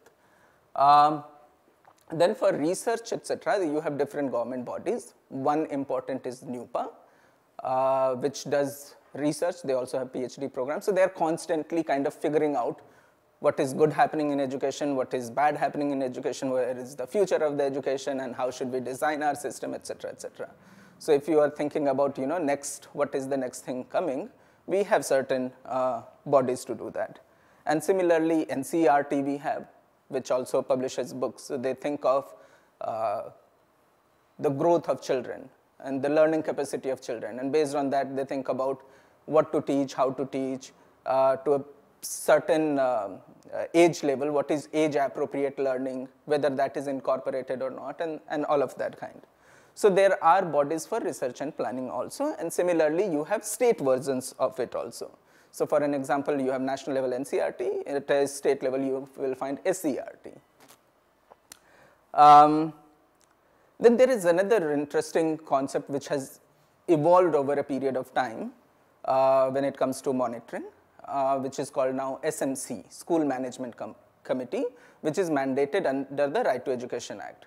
So technically now all of these states which are following Right to Education Act, they have to constitute something called School Management Committee, which will have representative of parents, teachers, municipal councillors, and school management, and they would also monitor. They will have a role to play in schools planning, functioning, delivery of education and everything. So that is another level of monitoring that we have. Does the RTI provide a framework, a kind of an indiced framework of monitoring schools, or it is up to the states to constitute the state management committees and then develop their own frameworks for monitoring schools? Okay. So Right to Education Act, yes, mandates that you have to create school management committee, right?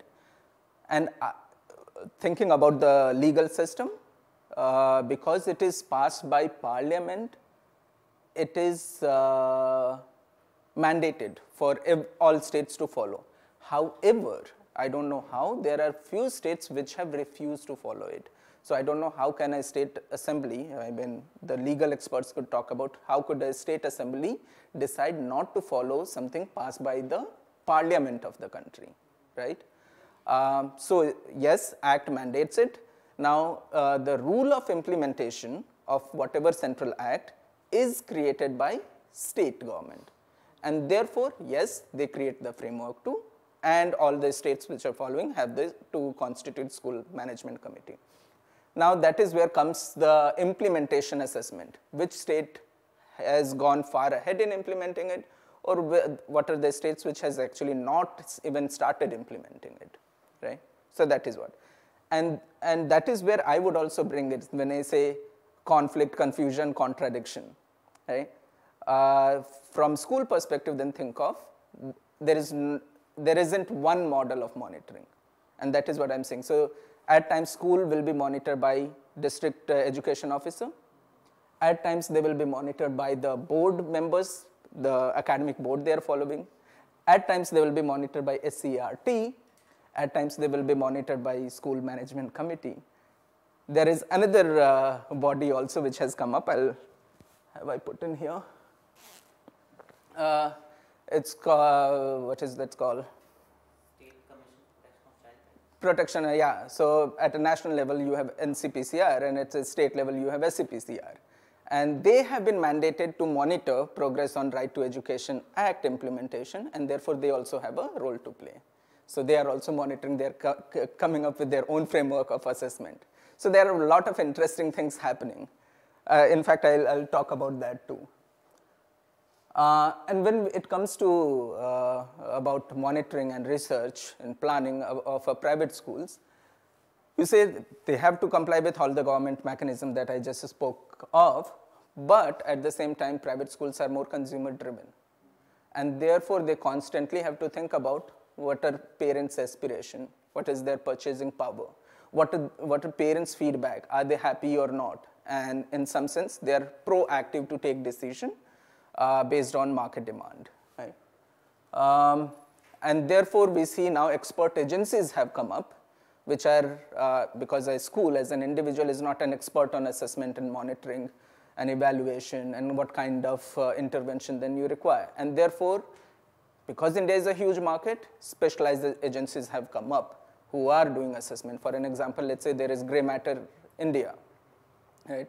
Or similarly, several organizations who have designed specialized, customized products on school assessment, on teacher performance assessment, or student learning assessment, or the environment assessment. There is a firm which now call it school auditing, where they include all of these components.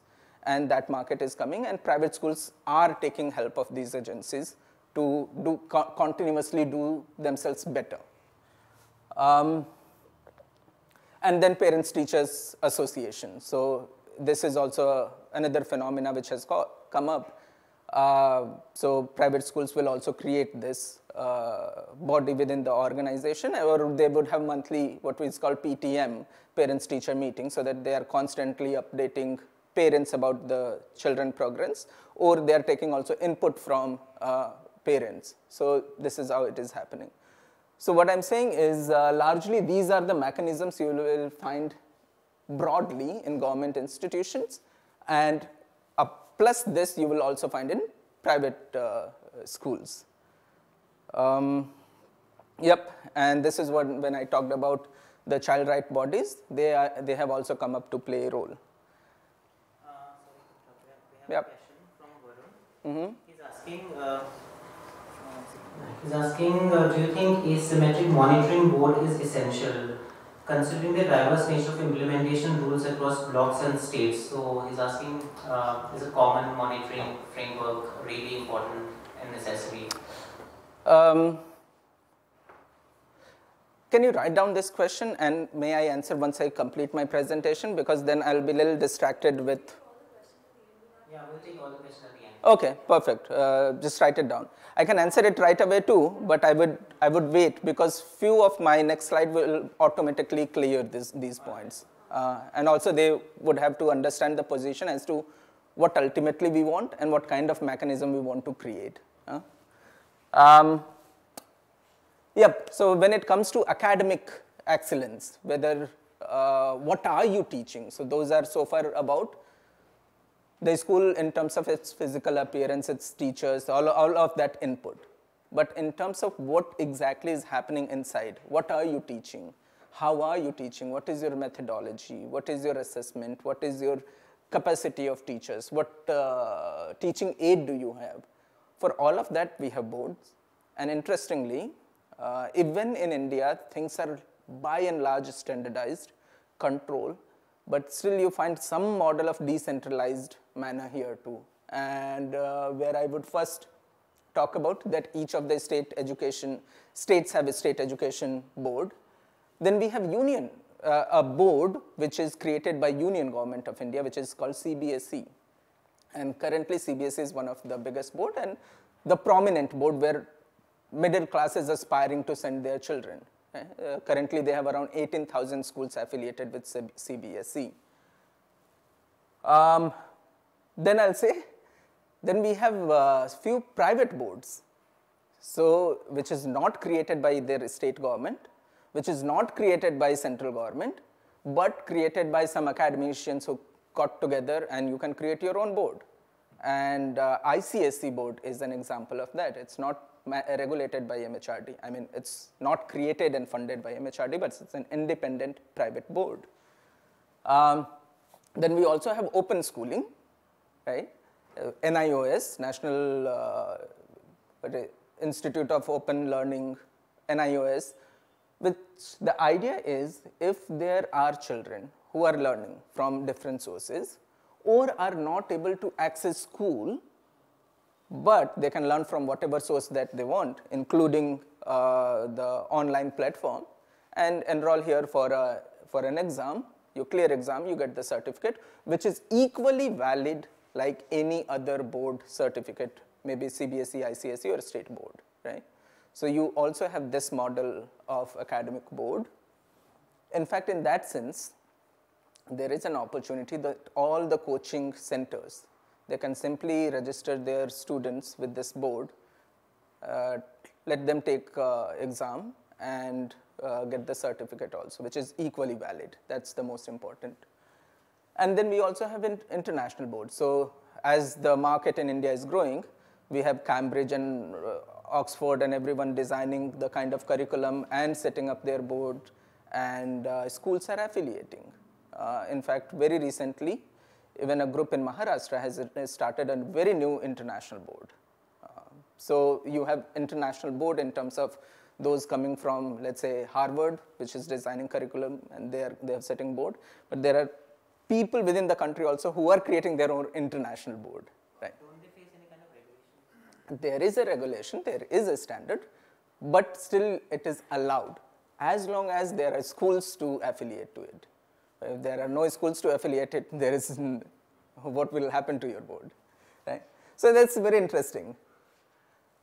Now, when it comes to schools also, you have to understand, based on this diverse institutions and role that we have, there are different kinds of schools also, and therefore a student can think of in terms of the kind of choices they have or they don't have, or with what choice, what kind of consequences come in.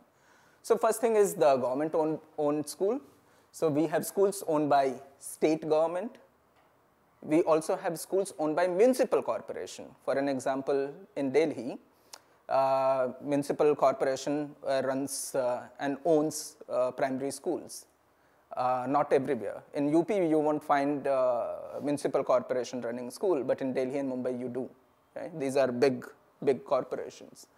And there are schools now which are kind of gone by panchayat.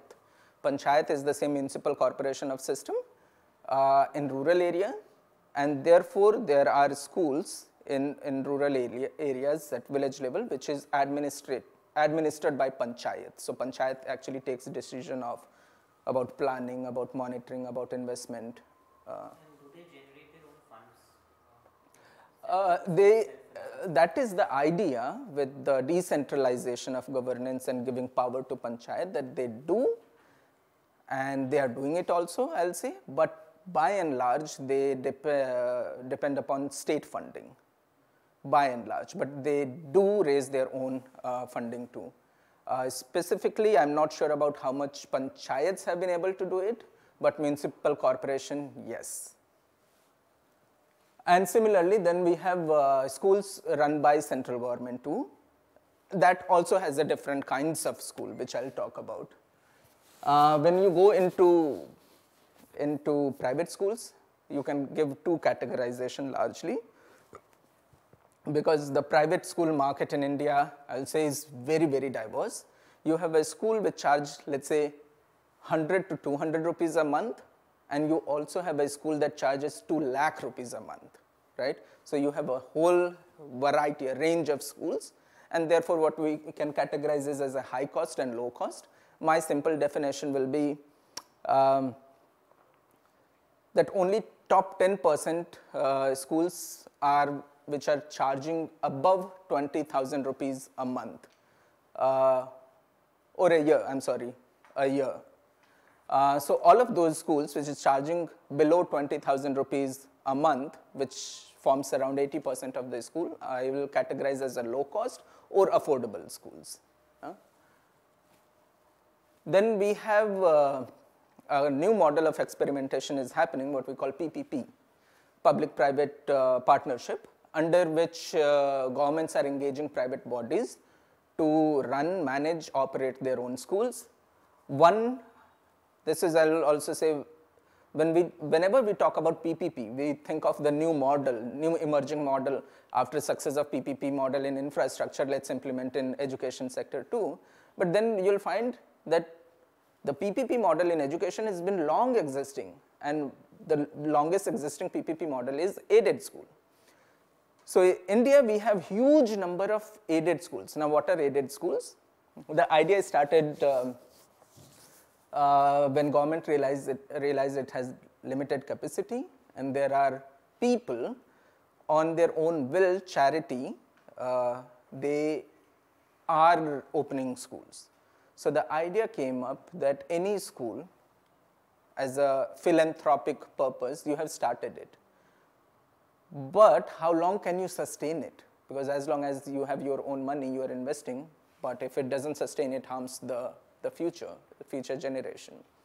And therefore, what started is government came up with grant in aid model, wherein if any school has sustained for more than 3 years, they can approach government that I have been running it, why don't you help us sustain it? And thereafter, if government does its own assessment, and largely it happens on your resource, your network, your political affiliation, and all of that comes in. But finally, if it is recognized by government in some sense starts giving you money. And they fund up to 90% of school expenditure, which largely includes the teacher's salary, teachers and staff salary. And therefore, all of these aided schools start functioning exactly like government schools, with slight difference in terms of management and all, but in terms of their function, behavior, quality, you'll find exactly similar to government schools. Then few new model of experimentation is happening. Something I'll talk about is SDMC, South Delhi Municipal Corporation. Now, as they are increasingly realizing that they are unable to run the school in a manner that they wanted, and the enrollment was dipping down, meaning students were abandoning these government schools and going to private schools, etc. So they have got people from private space to come and run the school. Those may be experts who have evolved, let's say, some technology, they are edupreneurs, they have shown some dramatic thing that they can do and improves quality and therefore increases enrollment, or they are also engaging owners of private schools saying, come, help us, you run this school. And then there is a third party funding also coming for it. So that is happening. Something has started in India is there is a chain of low-cost private school called Bridge International. They are mainly very popular in Africa, and they have came in India. They have come in India and invested in currently in Andhra, but they are looking to expand. And that is also a kind of PPP, wherein they are taking over abandoned, empty government schools where there is no enrollment. So government is handing over and they are running it. So that is also a model. And similarly, Akanksha Foundation, they are working in Pune, Maharashtra. So they are also collaborating with municipal corporation and helping them run their school in a better manner. Then there is another category of school, which I'll say charity school. However, legally, by all schools are supposed to be not-for-profit and only for charity purpose. But, and therefore, I will say charity or missionaries. So India has a long history of missionary-run schools, right? So schools run by churches or Christian community. And similarly, the other religious body also. So Hindu groups will also have their own Saraswati Shishu Mandir or that kind of school, or Sanatan Dharm Niketan.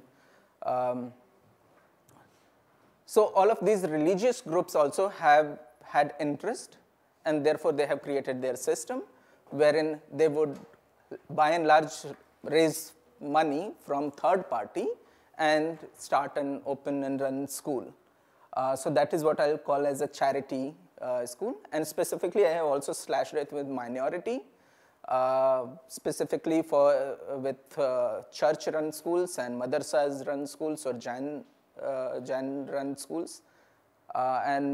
Basic for my categorization is why it is important to mention, because then your compliance to law also changes. Because you are run by a minority institution, there are a set of laws that you have to comply with, and there are a set of laws that you are exempted with. And therefore, I did this categorization. And when I said there are schools run by central government or state governments, in collaboration with state governments, it becomes very complicated. Where you have very specifically designed schools also. For an example, one is KVS. It is Kendriya Vidyalaya Sangathan. So the Kendriya Vidyalaya is run by the Sangathan. And these are the schools created for a specific purpose. For an example, what was the purpose here? That you have a huge number of central government employees.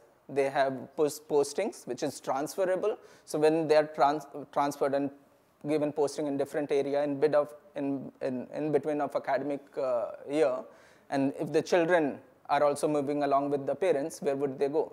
So the idea was, KVS. Similarly, one of the biggest public sector employer happened to be Indian Railways. So Indian Railways also is created its own school, and in fact, I'm a product of an Indian Railway run managed school because my dad was in the railways. Then you have Navodaya schools, and it has a different arrangement. This is only for talented students, right? So it's not that everyone, they conduct entrance exam, and so the idea is in a school, you have a standard of education, and thereafter you think every child is ordinary, and in that manner you teach. But there are extraordinary, talented, bright students also who require a different kind of treatment.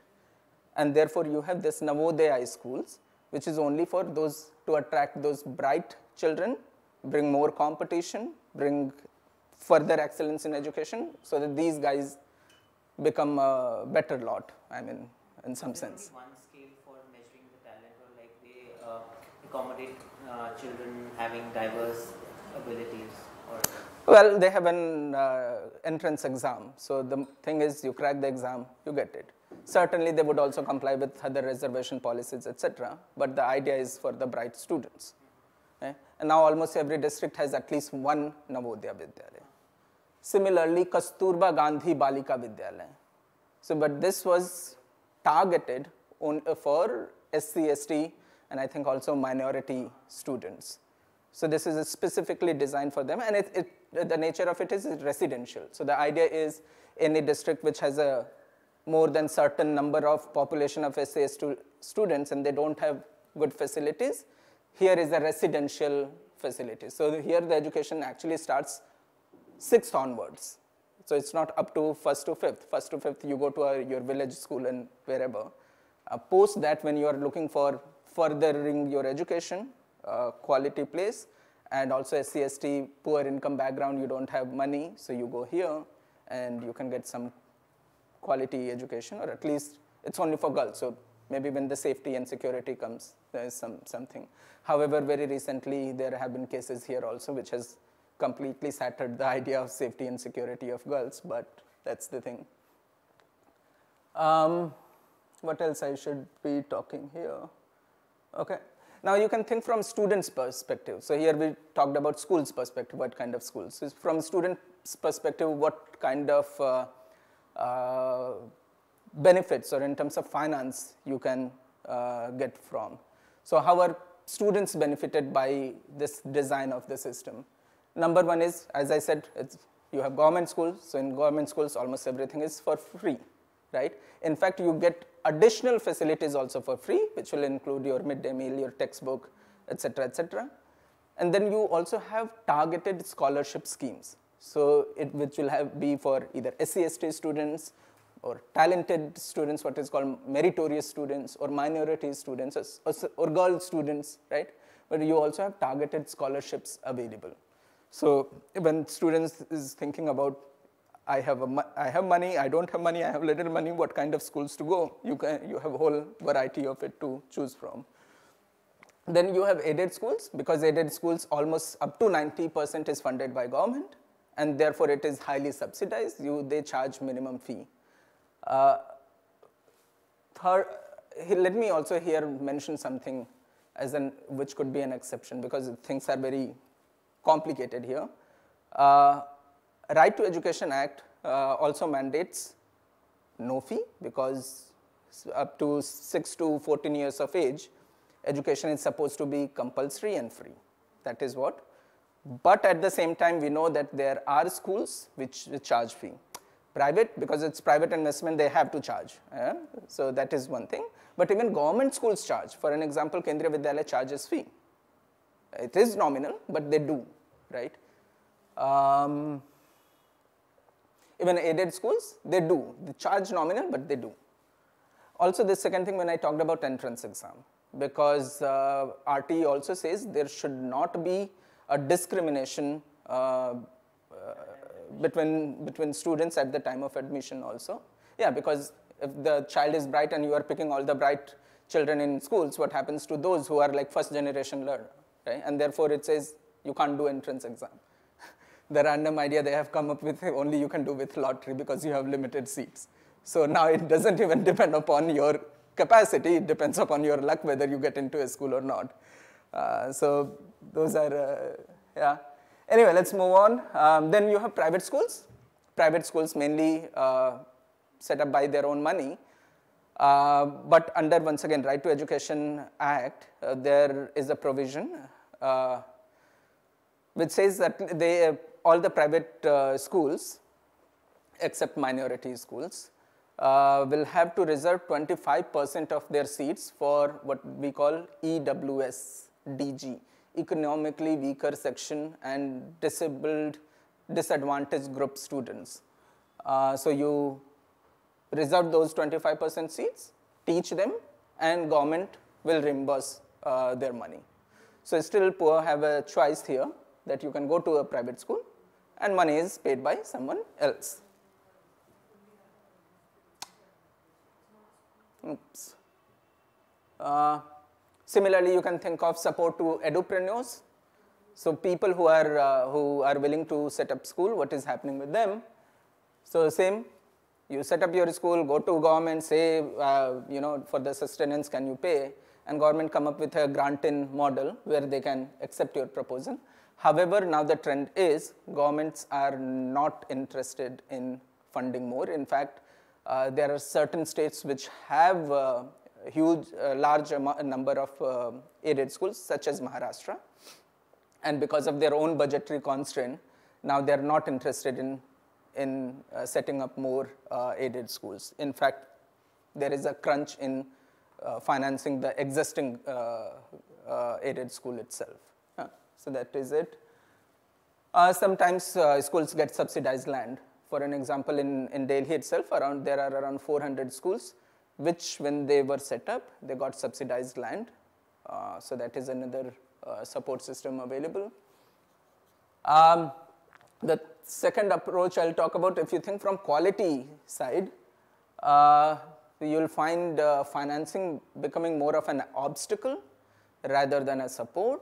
And that is where I would also say, because India has now developed a huge market of private school. Almost, if I go my personal experience and not just government data, almost around 40 to 50% students today are going to private schools.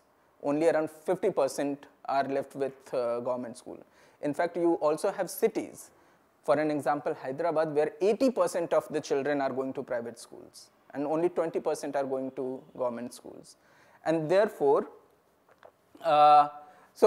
like I'm currently consulting with Afghanistan government and other places, people say, tell us how this revolution of private school happened in India, what kind of financing model they had, what kind of monitoring model they have, what kind of support system they provide. I said, none of it, right? Because all of it has happened with a market approach to it. And in fact, today government sees private school more as a competitor, and therefore I say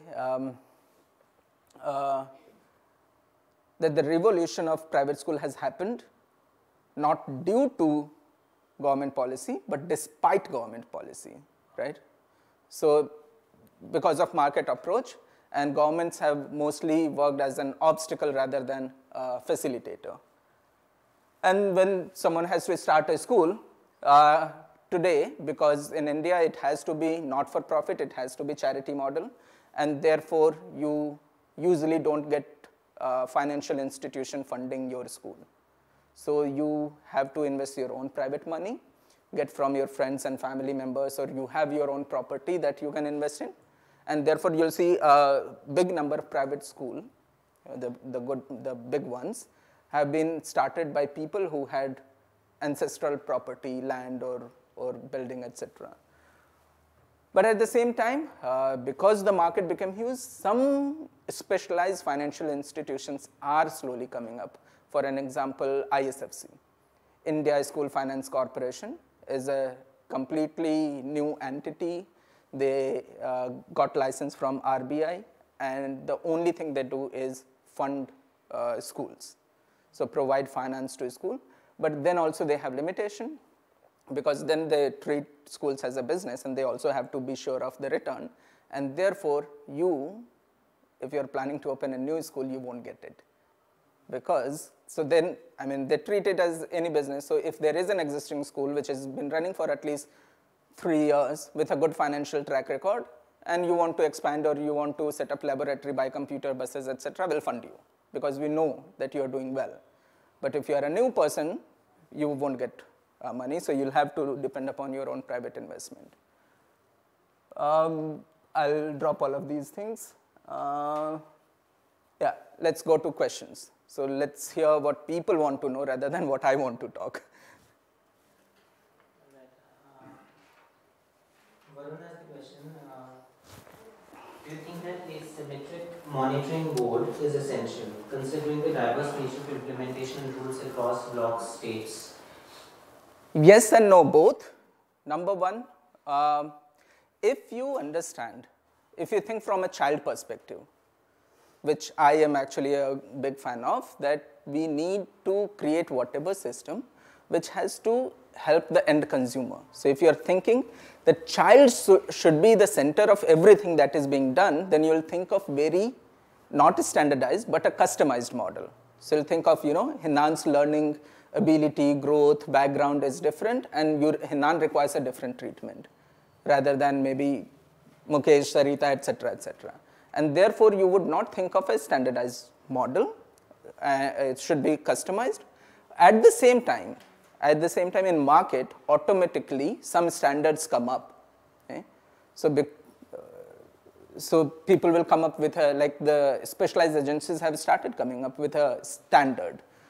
So you say, okay, Hinan requires a different kind of treatment. In fact, 2 days ago only, I was talking to a friend of mine who is doing PhD from US, and his topic, what he's thinking of, is children from conflict, right? For an example, Afghanistan also, and that is why we were talking, that since they are born and being raised in a conflict situation, they have a different kind of psychology and trauma that they are coping up with, you require a different kind of treatment. And here, if you apply any standardized model, it won't work, right?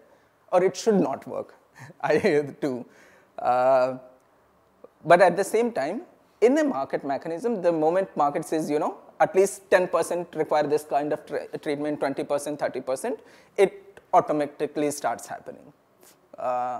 So if you go from children perspective and market perspective, even you let the decentralized model, more of a customized model to happen, automatically some or the other standards will evolve. That's one part of the answer. Second thing, in any case, because there are many people who believes you have to maintain certain standard, and that is the whole premise for monitoring and evaluation, it has started happening. For an example, now MHRD itself does what they call it, National Assessment Survey, NAS. No, NSSO is the sample survey. It's called NAS, National Achievement Survey, where they are assessing the learning outcome of all children. So they do also sampling. It doesn't mean that all students are assessed.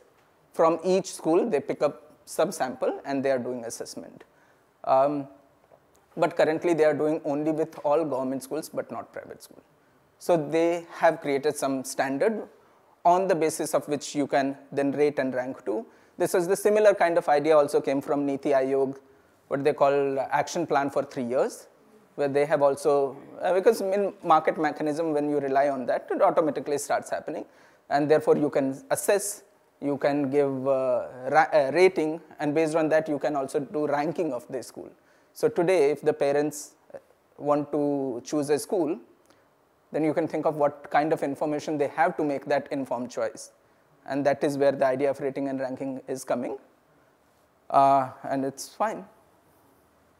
Here I'd like to ask a question. Do we have credible monitoring mechanisms? For example, ASA, an initiative of Pratham NGO, annual status education review. Yeah. It is its survey is based on schools. Yes. But while NSSO, I think it was the 71st round survey, and it was based on households, how much are they spending on education. Yes. So how credible do you think those surveys are?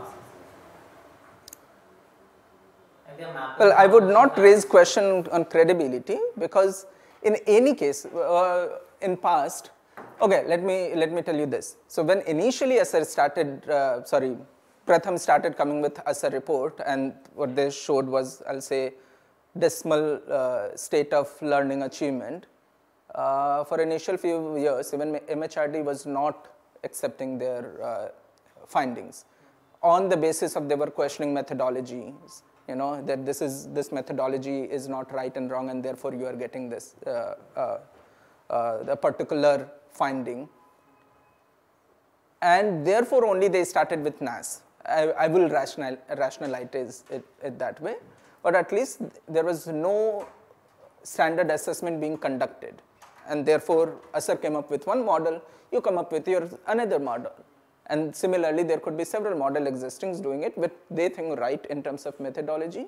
And NAS, I mean, MHRD created its own methodology and now conducting NAS. So, and I would say it's very credible. I mean, damn credible at least, but you study the methodology and you know the limitation of when this survey is being conducted, what is the basic premise, what is the tools incorporated, what are their findings, and what are the limitations of this study. So, but very credible, I would say. I just want to ask a question. I think you need to put your mics on. Hello?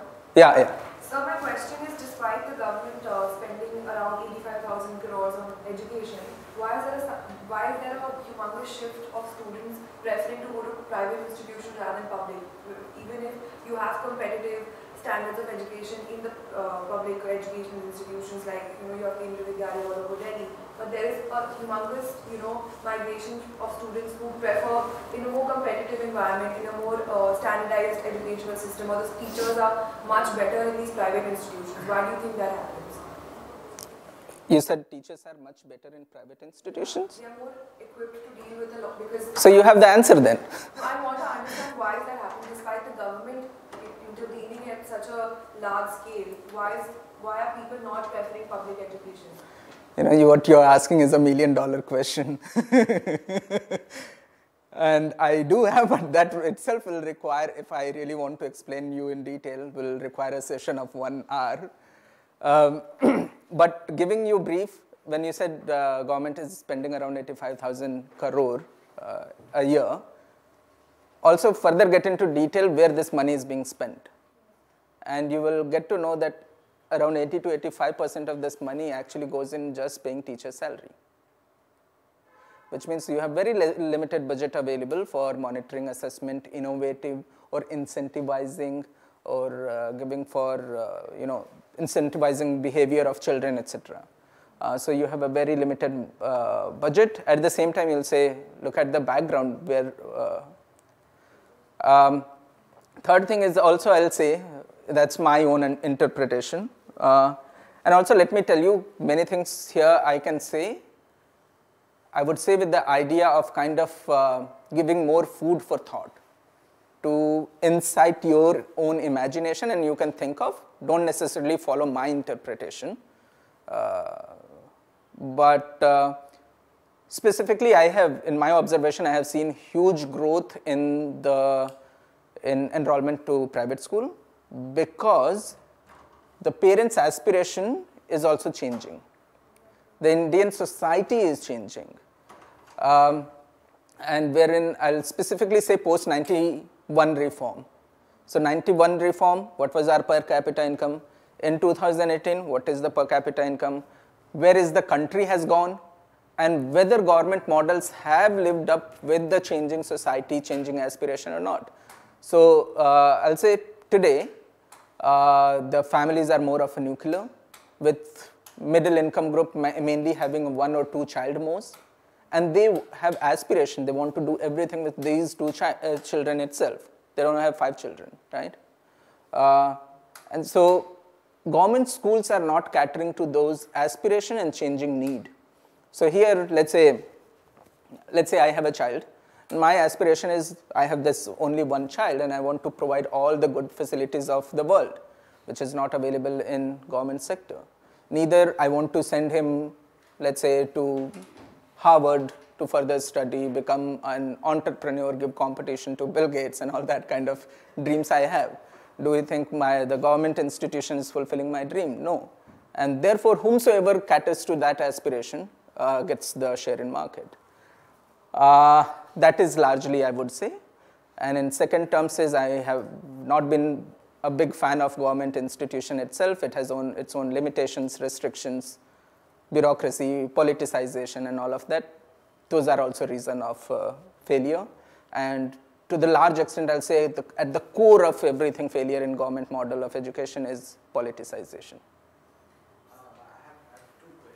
Can I just ask a second question? So, you can call me Amit. That's not a problem. We usually see a good amount of difference between the model of school education on paper and in implementation. Yep. For example, there may be a school building, teachers assigned, etc., in a remote location in a mountainous region, but the teachers do not show up and the officials at the district level don't care.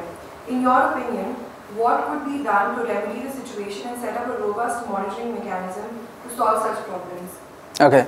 Number one, there will not be one solution. So you have to think of variety of solutions. As I said, the ideal model is decentralized. So for an example, this is one hilly region in Kumaon, Uttarakhand, might require a different kind of solution than a hilly region in Northeast or hilly region of even close by Himachal, right? That's one. Second thing is, yes, teacher absenteeism itself is a big problem.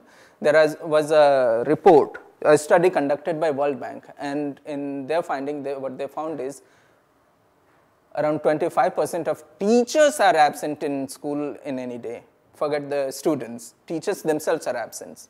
But this is only part of the problem. I'd go ask the second question. Are those 75% teachers who are coming, are they the genuine ones and qualified ones, etc.? Because when you have people coming and teaching with a different kind of incentive. Unfortunately, in my opinion, once again, everything that I'm saying is my opinion. People coming in to become teacher in government schools, they are actually not coming to become a teacher. Their motivation is to just secure a state job, which is safe, secure, good paying, and also happens to be in a second tier cities, it's the best job. Because you also get the maximum number of holidays, right? So by and large, you have to go to school only for 210 days for, let's say, 4 to 6 hours. And thereafter, some incidental services like polling, etc. duties, but those are limited. And now you get 6th or 7th pay commission approved salary, which ranges minimum starting you get 30,000, and based on your seniority and position, you can have 50, 60, 80, 90,000 rupees a month, you're getting it. And your incentive is different. So, and therefore, when I said, look at the rest 75%, are they also genuine? What I meant to is in many experiences have come that teachers will appoint proxy teachers. Meaning, I got that job, but I'm not interested in going. So I hired some other guy at 10,000 rupees a month and says, you go on behalf of me and teach, who may be qualified, may not be qualified. And I have kind of setting with the DEO or principal, etc., and do it. Very recently, I don't know when this movie is coming out, a friend of mine, we actually got connected, has made a movie. This movie is made by this guy called Aditya Om. Name of the movie is Mas Saab. And it's about actually a school in rural area. And this newly appointed teacher goes and what kind of challenges he faces, and then how he was able to transform it. And it does the same thing. The first thing that when he goes as a joining date to go report to school, the principal asks, "Sir, aap hi padhayenge ya koi aur padhayega?" Right? So let's be frank. You want to come or you will put some proxy and will do it. And the second teacher there was a proxy guy, and what we call on-roll teacher also had a contracting business, so he was running business and he had put his proxy to be there at the school. So there are many things happening. I mean, the more you get into that, more frustrated you become. And that is why I have lost hope from government sector. I don't see things happening. In terms of solution, one way of doing it, but once again, this will not solve the problem in toto, will be selection of teacher at local level, you know, because why teachers at times are not willing to go, because let's say I know of, there are many of my friends are now government school teacher, and I come from Varanasi, so they are from Varanasi and they have been given posting in some rural area of Sant Kabir Nagar, and they are not interested to go there, right? They want something locally. So maybe if at a local level you do recruitment, also it brings the local pressure also, community pressure, or also community monitoring. Because let's say the school is in this village, run by Panchayat, recruitment done by Panchayat and have been appointed. The parents are every day monitoring whether this guy is going or not, or they would have the information to the extent that this guy is a proxy or who he is. In fact, one of the solution that MHRD had thought of, that now each school will also have on its wall, put the curriculum they want to teach, name of all the teacher with the picture, so that parents and students identify that this guy who is teaching me is my teacher or not. So you can think of many things. Yeah, sorry. I have 2 questions that are related, and they're in a lot of ways crazy. So please bear with me. How do you see homeschooling growing in India? And if you can throw some light on the recent trends of homeschooling being adopted as an alternative, schooling system. And then at policy level, this is something which has a bit of craziness in it. Are you thinking of planning of maybe in future of customizing education with respect to the personality traits, capabilities, or inclination of a student? Because now we are very well aware that a single class can have variety of inclinations or abilities or capabilities, and we most often judge them, treat them. The schooling system, the whole 85,000 crore thing is actually fundamentally flawed, because it treats every single student equally. It should not have been the case. So is there any, at a policy level, any intervention which even, is there even a slight discussion about this? Okay. About customization. Education today has become such a complex system that I would say no one really knows everything in detail. No one, including maybe MHRD minister or the secretary, right? And I think it's perfectly fine for people, one person not to know everything. Yeah. Then we are a country of around 120 crore people. But the moment you start thinking about policy solution, the first thing you have to do is the subject, right? And since you cannot know, how would you solve it? So if you cannot identify and measure the problem, how would you solve it? That's this simple way.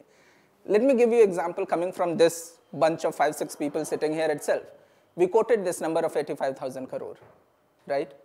But that is also not the right number.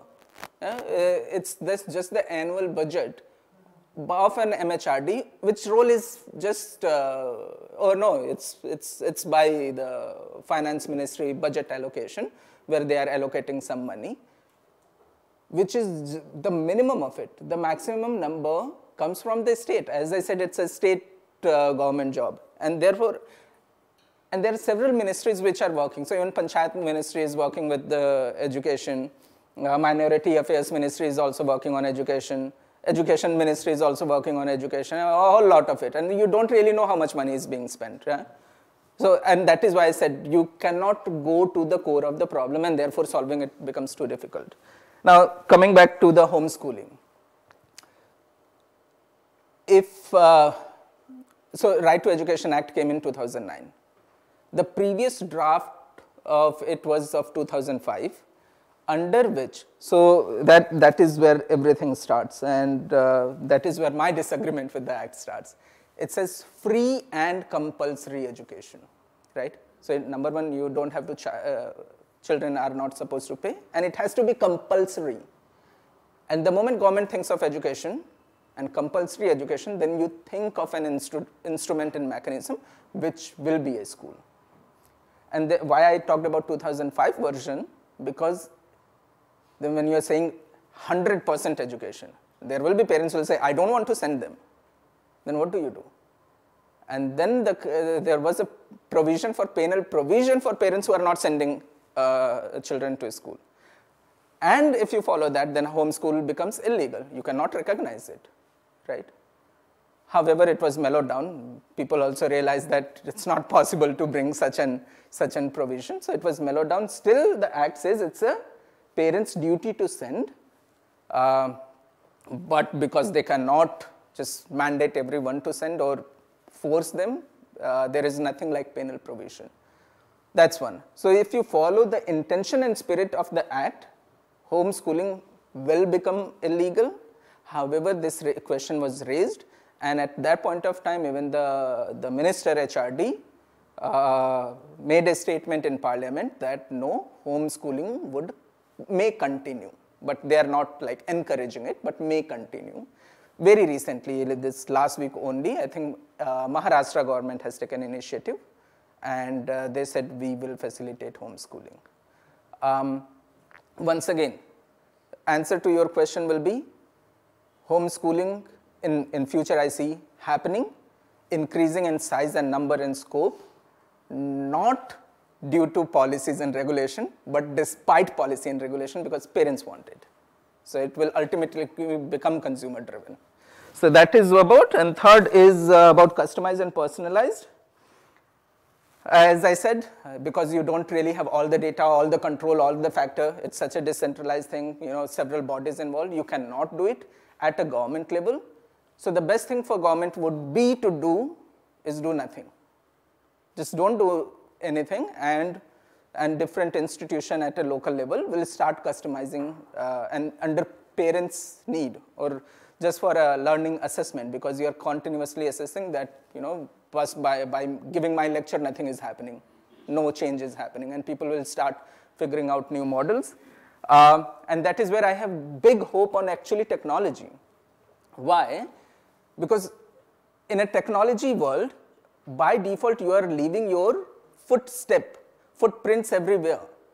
So this is the advantage of, let's say, Khan Academy app, and there's it's the Bangalore initiative, the school learning app, Baiju and all of that. So when you are doing there, you are getting all this data by default generated.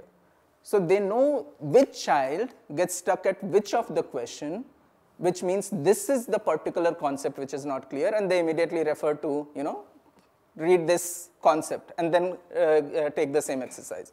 So by default, the customized and personalized thing has started happening. Technology has a big role to play, but it won't happen only by technology. That's my thing I would differentiate. Technology will empower, will create tools and platform. But once again, it will have to be led by individuals, the great passionate teachers who understand the children. They understand what to refer, how to refer, how to motivate and engage them, etc. And then technology will, to great extent, solve the problem.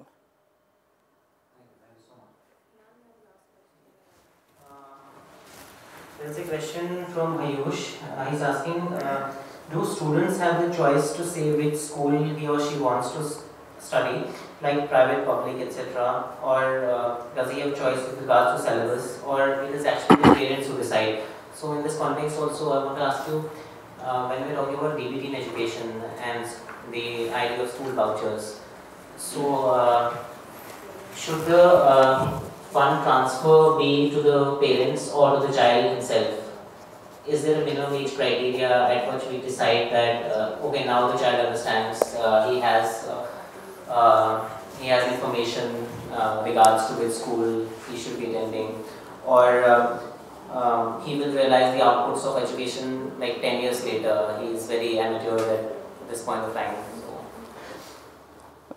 That is what happens in education sector. Actually, you don't know what you're buying in. right? Simplest answer to this question, whether students have choice or not, the simplest answer is whether your parents have money or not. Right? If you have money, you have varieties of choices available. If you don't have money, your choices are limited. But at the same time, when you say whether choice is with the students or parents or not, and that is where I'll say the biggest conundrum exists, because in school education, it is hard to differentiate cater to students' choice, because is the child capable to represent everything informed, and or you go by parents. And actually, it's the proxy system. So our parents make decision for us, and therefore parents will continue to have role until you identify after a certain age, right? So currently, like we say 14 or 16 or 18 years of age, thereafter only you will allow you to make all your choices on your own. Before that, your parents or guardians are making choices. And therefore, this choice thing has to include parents itself. So that is a big differentiation to make. But the good thing is, increasingly now parents are also realizing, and right from the beginning they are catering and cultivating this behavior among students, that, find out your passion, find out your interest, what do you want to do, will help you, etc., etc. So that is a good thing. In terms of choice and syllabus, yes, you have, as I said, within the government sector and outside government sector, you have varieties of things available. There are new varieties of schools and methodologies also coming. We have, like here in Delhi itself, Aurobindo methodology, philosophy of education, Matoshri thing. In West Bengal, you go to Shantiniketan, they have a slightly different philosophy. Similarly, Montessori or Waldorf or varieties of model of schooling exist. But once again, if you want to access different kind of products, which is number one, available in your village, available in your district, available in your state, country, earth, you have different kind of prices to pay for. So we have 10 more minutes, and I'd like to ask you some questions. Sure. So in the Unni Krishnan judgment, the Supreme Court underlined that the right to decent life is meaningless without the right to education. In this regard, do you think that it becomes the primary responsibility of the state to offer institutional support for children before school age with regards to schemes such as nutrition schemes for mothers and the child, healthcare schemes, referral services schemes? So do you think it is the primary responsibility of the state to offer those? In today's context, yes. But is that ideally we should agree is the question. Because the moment, okay, so I'll tell you where the conflict is and what will be the consequences if we all settle down to this statement. The first question need to be asked, there is a child and who has got priority right over this child, right? You understand my basic premise. There is a child, a newborn child, who has got, child has its own right, that we agree. But until the child becomes adult and start exercising his right or her right, who has got the priority right? Let me give you an option also. Is that the parents, right, who has given birth to this new life? Is this the community and the society around him? May have played a great role, doctors, community, shopkeepers, dada, dadi, all of that. Or is that the state who has got priority right, that it is a child of the nation, it's a child of the country, and state has the priority right over it? The moment you solve this, the moment and with the mechanism and matrix you solve this question, your answer will differ.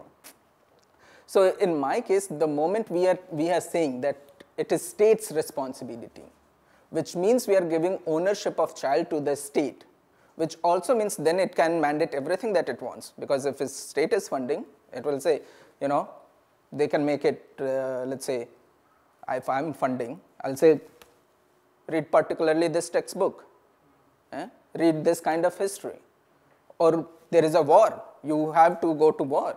there is mandatory military service. You can't say no, because now a state owns the child, you don't own the child. But the moment you say parents own it, it's my child and I have priority right over it, then you need to plan and fund and do things about it. And therefore, so what I'll say is Justice Unni Krishnan's judgment is largely based on today's environment, wherein state has taken the responsibility, it has mandated the constitution, it is saying it's a state responsibility. And then the court has to follow the suit. I remember reading it's an essay by Milton Friedman, which we also included in the course, online course. So the name of the essay is Role of Education, Role of Government in Education. So there Friedman talks about two aspects. He first talks about a general education for citizenship and then a secondary education. So he says that since a general education for citizenship has positive neighborhood effects, that affects a larger society as a whole, so it should be provided by the state and like the basic fundamentals for an effective citizenship. While the rest, while the secondary form of education can be, parent-driven or private-driven.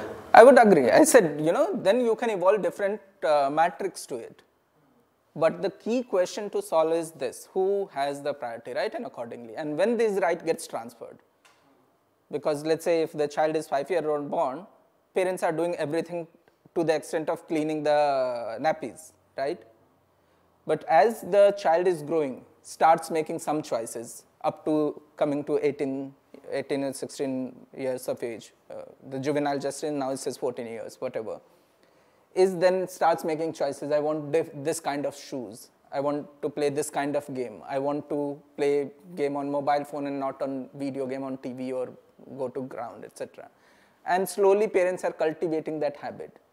So I would say, if we agree that each child has, by birth, has got its own right, and parents are only custodian, a guardian of that right, and slowly they are transferring, right?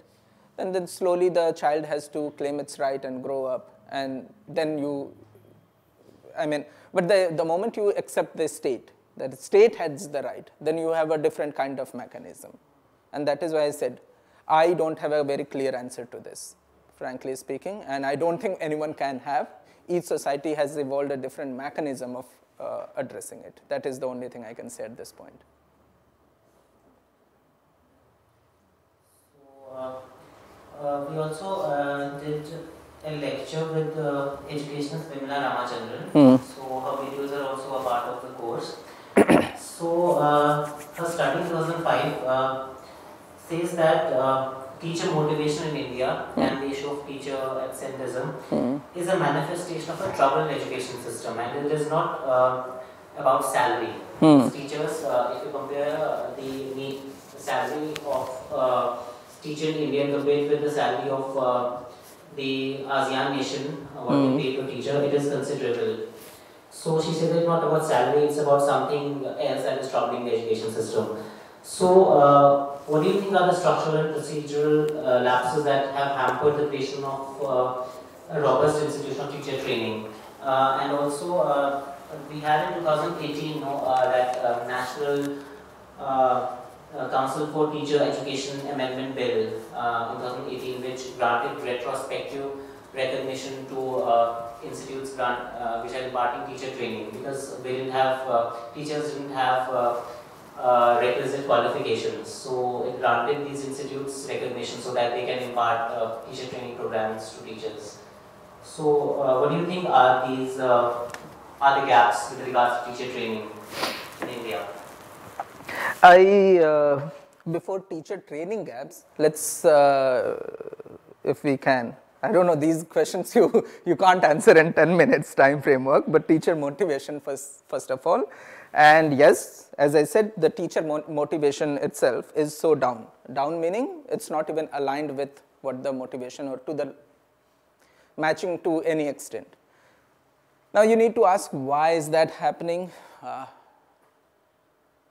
says that there is a form of a social distance that exists between a teacher and children coming from diverse backgrounds. Exactly. So you have to ask why. I'm thinking of, I have varieties of answers. I'm thinking which answer to give you because each answer would also lead to a different kind of question. I would basically say this. Let's go to the basic principles. What is the basic principle? Is for any system to work, you require at least 3 things aligned. Right? If you want to become a teacher, or you want to become an edupreneur, or whomsoever, whatever thing you want to do in life, do you have all the information? And even not all the information, no one would have access to all the information, but do you have at least doable information with you? So you want to become a teacher, do you know teaching? Do you know what is teaching? Do you understand children? Do you have passion to do so, etc., etc.? So do you have access to information? Second is, if I even have access, but I won't do it unless it is my interest. Am I interested in teaching? Like, we were having conversation and the gentleman says that I like to teach. And I said, I don't like to teach, right? Because I feel like teaching is kind of imposition of what you believe or you think of it. Then the third is, so I had access to information, I was interested, I started teaching. But would I continue teaching for a very long time? No, I'll do it for passion once in a while, etc. And therefore, you have to incentivize that behavior, right? Now, these are the 3 principal framework I'm doing. Based on that, assess your teachers coming into the system, whether they are teaching, not teaching, and why not teaching, and that gives you, the framework gives you an answer, what is the problem. And I say it's completely misaligned. One thing I have not talked about, but I just said as a core of the problem is politicization. Because state is the my-bad thing, they decide everything. So in some sense, what school you go, that school will have what qualification of teachers, what syllabus do you study, how that will be assessed. And in some sense, I would say, well, okay, we are towards the end of the session, so at least let me say, and don't take it as the final conclusion statement from me, but I'll say this only to incite more thinking from you. Let me say, if I say education is a completely fraud committed by state to the children of its own nation, right? Because then if you think from that perspective, let's say it's just a conspiracy theory that I'm throwing upon you, because your choice is highly restricted when in the geography you are, the money you have access to, etc. Then what you get to learn is restricted. In a manner is taught to you is restricted. Then the assessment is done is not dependent upon you, your choice is not evolved. And therefore, over a period of time, everything that you will, in future you will become, is dependent upon that. So it's in some sense completely against the child right? For an example, until in my 8th standard I have 70% of marks in my maths and science, I cannot opt for science, right? Or by default you happen to be in arts stream, whether you like it or not. So it's not on choice, but also on various things happening. And then any system which is in some senses controlled by one, once again it's decentralized system, but still in a different manner controlled, regulated and monopolized by the state. So they are provisioning, they are designing, they are financing and they are assessing. So if I do my assessment of this 1 hour session that I'm doing, I'll give 5 stars. But would my listeners give me, right? And listeners are certainly paying the cost.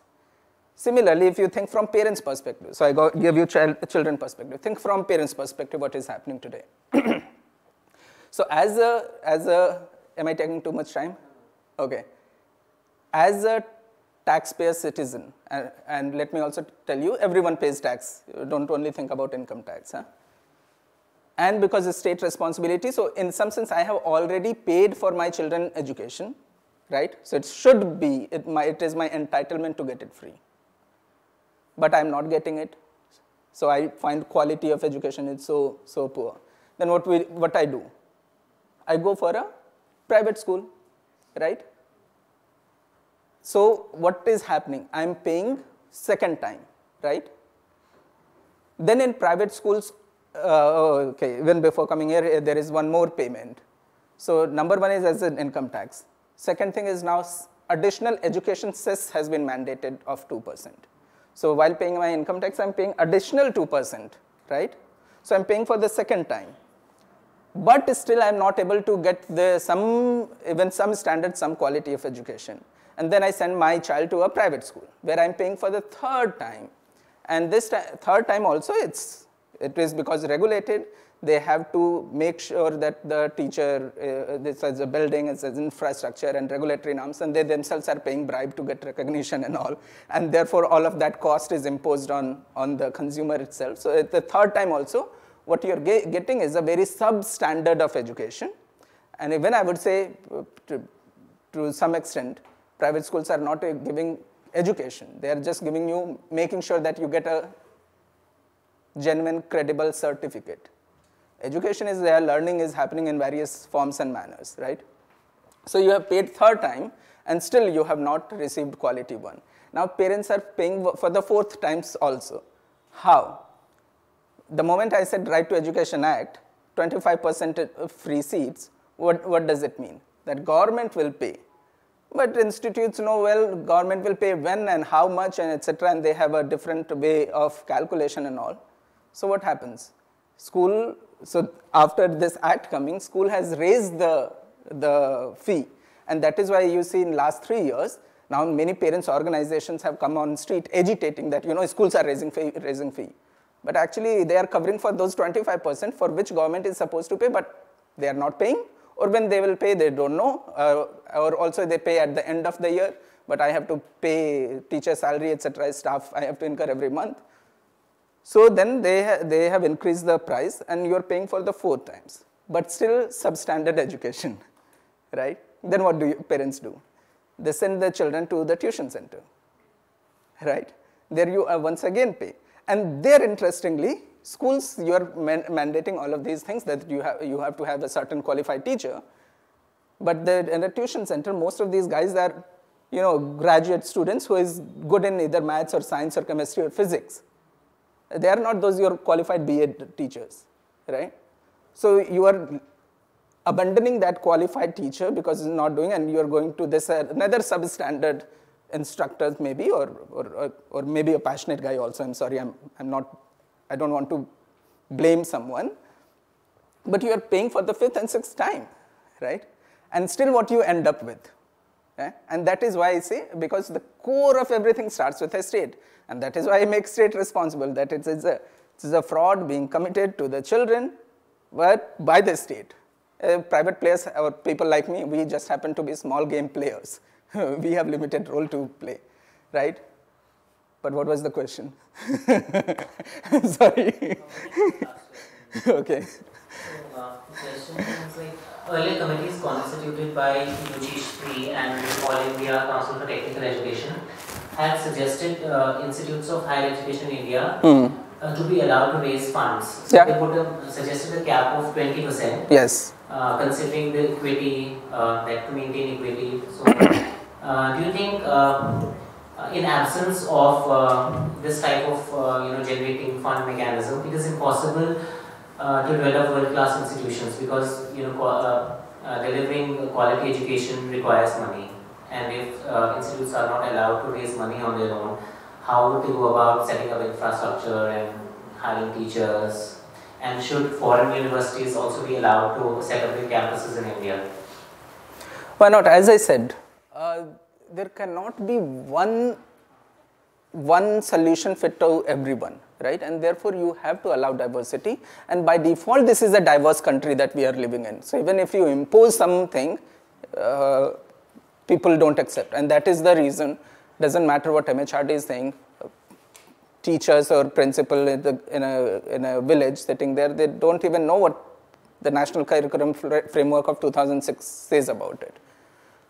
One big failure is the new education policy. This new government came and thought of, we'll create new education policy. They set up policy mechanism process to do it. Almost finishing off the government in 5 years, they could not come up with a policy, right? Forget about that. But in fact, when it comes to higher education or even school education, I'll say there must not be one body who is just funding it and controlling it. You have to allow people to raise resources. So let's say even if I want to come and raise resources from you as a state, as a government, or as a private party, I should have multiple options so that I also have certain negotiation power. Otherwise, if you are the only one, you'll say, here is my terms and conditions, sign it and take the money. Or if you don't do it, you don't get money. And then what option I am left with?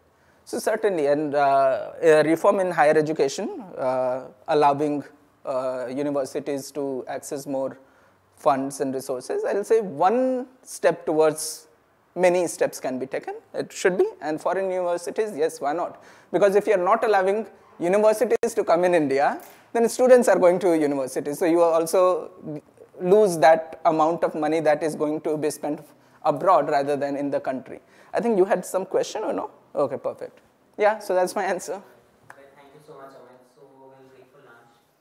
Great, thank you so much.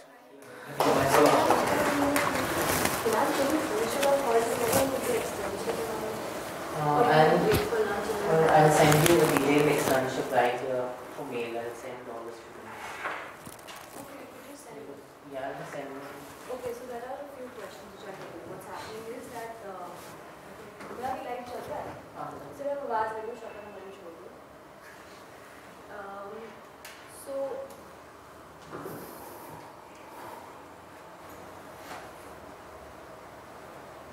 yeah, so the accessing of the modules, I think Varun, you spoke to you yesterday about the 30th, the last date would be to access it, and after that, I think we were discussing that they will get access to it, to view it, but not... I didn't confirm that. I told them that this 30th is going to be the last day to access the modules, but I'll have a discussion with other team members and then get the reactions. So maybe if we could just sort of just get... I'll have better clarity over this, like give me time till beginning next week till Tuesday or Wednesday. Alright. So because externships will start later, like after 12. But we'll have to finish it off like that. Finish it off? Because we need to send the result as well. When is the deadline? See, our deadline was 31st. Yeah. So we're going to either give a separate result to the students for this particular course, or we give it to them in the next semester. But a lot of students are short on credits this semester. Okay. So we need to finish it off by end of January. End of January. Alright. No, extensions will be complete by end of January, and exams will also be conducted. So what I'll do is, first we can have the assessments, the exam assessments for the online course. So that will start early January, first week of January. I'll send you the documents. Okay. After that, it will be followed by externship, or I can plan it in a way where they both go parallelly. So I'll send you the externship documents also. It's going to be a project that you can do in your respective states, either with a ministry or, like, say for example, there's a field study in a particular school. We have to give the first visit report, so it's not going to be very hectic. So we'll try to complete it like by 20th January 2020. By 25th, I'll be sharing the results with you. Alright, and the evaluation components. We're going to be evaluating the students on the research work they do and the end-term exam. The evaluation metrics would be mostly centered around the assessments that we are going to do. Now 30th is the last day for the online component notes. Now we'll have assessments, so it'll be 60-40 or 70-30. So I'll send you confirmation on that also. Okay. So the assessments of the online course will have 70% weightage, and your externship will 30% weightage. So assessment of the online course meaning will be assessment. There'll be a proper exam at the end. Yes. It will be a 3-hour exam. I think we discussed that we'll give a week to the students and they can, like, the time period in which they can access the end-term examination was a week and 3 hours anytime in between that. Yeah. So that's alright. So okay. And next you'll give us, I mean, the students, they're hearing us. So you'll be sending us a whole document which states what they need to do in the project, where, etc. We've also been experiencing a lot of problems with the module, like accessing the modules. Whenever we try to do it, we try to log in from our computers the second or third time.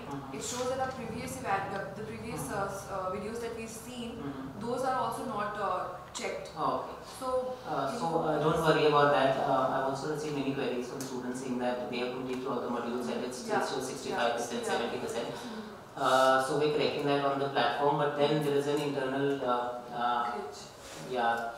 not glitch, but I'm saying that there is also an internal feedback which comes to us that these students have completed the modules or not. So if it shows up 70% that you complete all the modules, so don't worry about that. Okay. And what about the end questions that we have to do, the ones that are towards the end of every video? They're not assessed, right? They're not assessed. These are mostly open and opinion based questions. So don't worry about that. It was supposed to be the modules. We curated them in a way so as to facilitate a model of self-learning. So we didn't include quizzes on the basis of which we would assess them. So we thought that it would be a self-learning experience, and then after we can have assessments.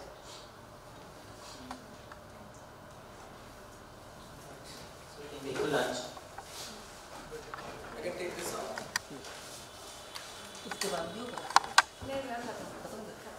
But इसका recording मुझे चाहिए. First दोनों sessions का recording ही चाहिए. Laptop आप ये वाला use कर सकते हैं. I would also need a recording of these sessions.